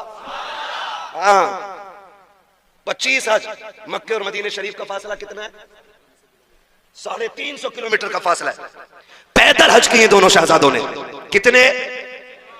25। अल्लाह इन शहजादों के सदक़े में हमें भी हुजूर के शहर की गलियां नसीब फरमा दे। 25 हज पैदल फरमाए। एक दिन हज के लिए जा रहे हैं दोनों भाई। कितना प्यार दोनों में था, माफ कीजिएगा। आज तो रत्ती भर जमीन का मसला आ जाए ना, भाई भाई के गले पर रख देता है, कान पर रख के कहता कर साइन, वरना अदालत है, कचहरियां जाके देखो, आज भाई भाई के खिलाफ मुकदमा करने पर डटा हुआ है। और इन दोनों भाइयों का प्यार आप जानते हो। हसनैन करीमैन में किसी बात को लेकर अनबन हो गई, ना इत्तेफाकी गुफ्तगू बंद हो गई। इमाम हुसैन ने खत लिखा हसन के पास, भैया जी खत में लिखा है कि नाना ने फरमाया मोमिन को एक दूसरे से 3 दिन से ज्यादा नाराज नहीं रहना चाहिए। 3 दिन हो गए, इसलिए आप आइए और आके मुझे सलाम कीजिए। किसने कहा ये? हुसैन। इमाम हुसैन ने किससे? इमाम हसन से। बड़ा कौन है? कौन है बड़ा? इमाम हसन। इमाम हसन बड़े और बुला रहे छोटे वाले। खत पहुंचा, वहां भी ऐंठ अकड़ नहीं थी। भाई ने खत लिखा, पढ़ा, तोड़ गए, सलाम किया करके, दुआ सलाम हो गई, बैठ गए। कहने लगे हुसैन एक बात बताऊं ना? कहा क्या? मैं बड़ा था, तुम छोटे थे, तुम भी तो आ सकते थे ना मुझे सलाम करने। मुस्कुरा के देख के कह रहे हैं, नाना ने फरमाया जो रूठे हुए भाई को पहले सलाम करेगा वो जन्नत में पहले दाखिल होगा। वाह वाह वाह वाह, आप बड़े तो मैं चाहता हूं कि मुझसे पहले आप जन्नत में दाखिल। क्या बात है। ये उनका आपस में प्यार है। और यहाँ होशियार रहा करो ठलुए चाय पीने वालों से। ये चाय भी पीते हैं, जहर भी घोलते हैं। कहते हैं वो क्या हो गया भाई तुम्हारे बड़े से? वो कह रहे अरे यार क्या वो इन्हें मैल उठा के मेरे में रख दी। तो कह रहा कमजोर छोड़ियो, वकील का नंबर मैं दूं, मेरी पहचान है फला दरोगा से। ये दलाल होते हैं, दलाल। पावर नहीं होती, मैं इन्हें नेता नहीं मानता हूं। ये दलाल होते, अपने भी काम पैसे दे के कराते। तो ये नेता नगरी नहीं, दलाली है। सही बात। कह रहा मेरी पहचान है, कर मुकदमा, तेरे बाप का क्या जाएगा। वो दोनों भाई कचहरी में पूरी जिंदगी गुजारेंगे। ऐसे लोगों से होशियार रहिए। दोनों भाई साथ हज करने के लिए जा रहे हैं। रास्ते में साहिल मिल गया। उसने कहा बड़ा परेशान था, मुसाफिर हूं, कुछ खाने पीने को नहीं है, शहजादों कुछ मिलेगा? दोनों भाइयों ने एक दूसरे का मुंह देखा, सारे ही उठा के दे दिया। कहा अपने लिए कुछ नहीं रखोगे? कहा हमारे घर की रीत ये है कि खुद तो फाके रहे, गैरों को खिला देते हैं, ऐसे होते हैं मोहम्मद के घर आने वाले। वाह वाह, सारा ही उठा के दे दिया। फिर सफर। अब सफर तो दोनों इंसान है, भूख तो इन्हें भी लगनी है ना। जब भूख लगी तो कहते हैं हसन, इमाम हसन से कहते हैं हुसैन भैया, नहीं नहीं नुकसान देगी बाबा। कहा भैया भूख लगी है। कहा आगे चलो देखते। एक पुरानी झोंपड़ी दिखाई दी।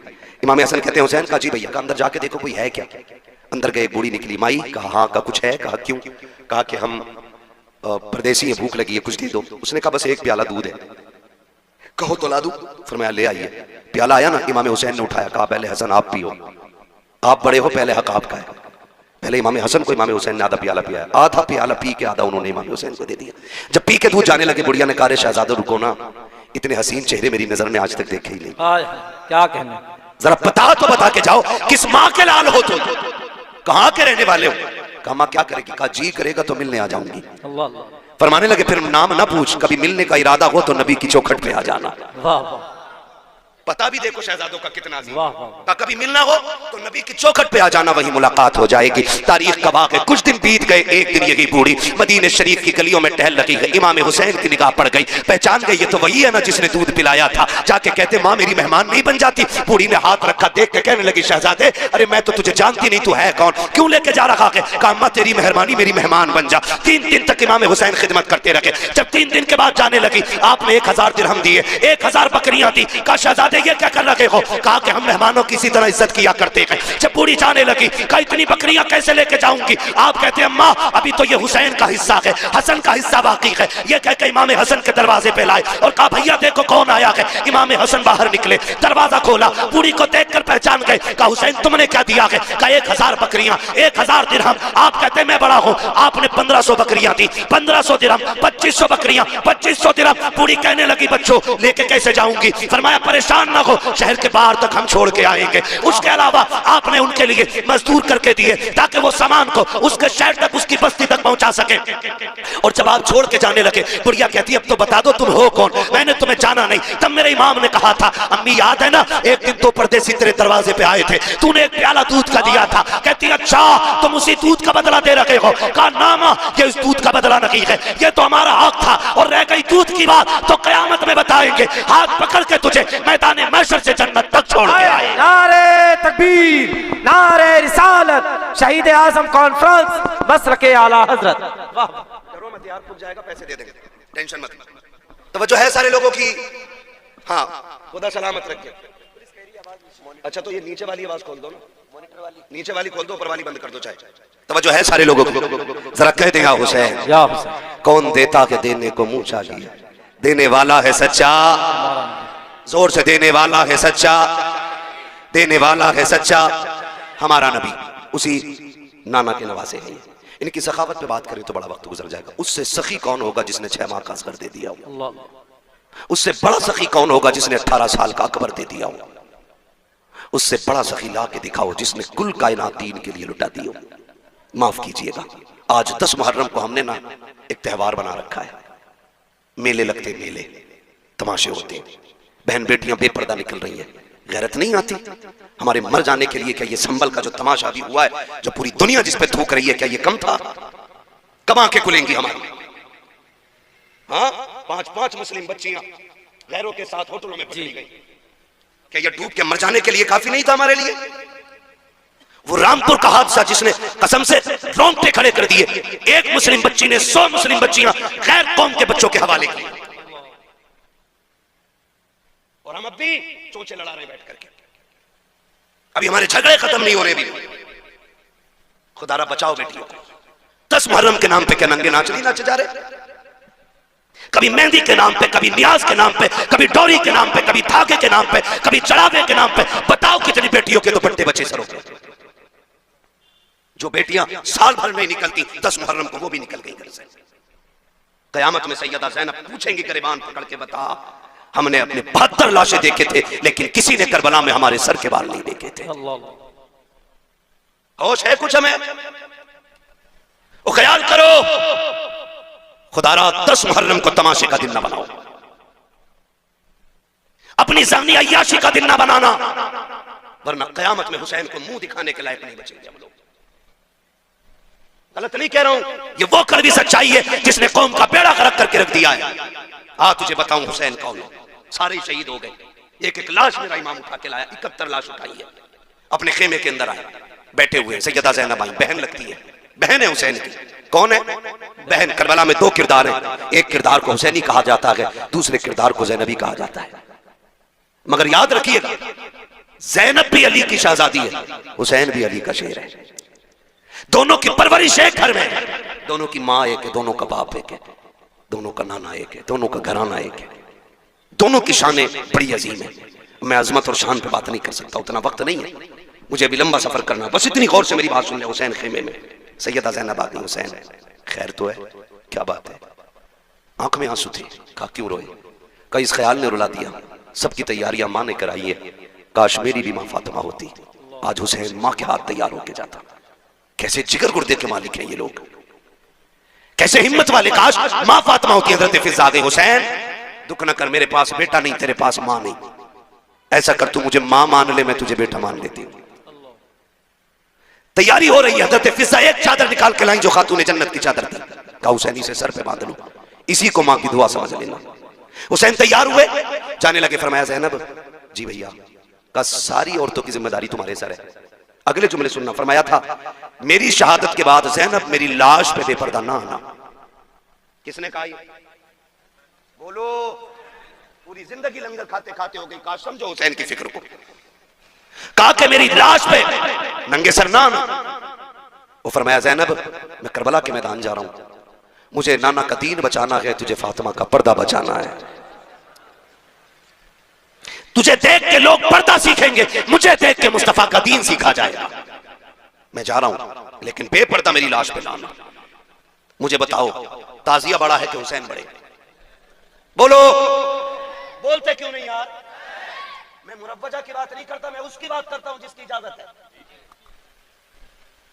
जिसकी इजाजत है, मैं उस ताजिए की बात कर रहा हूं। यानी कि मेरे इमाम के रोजे का नक्शा बनाओ तो नक्शे से रोजे के जात बड़ी है।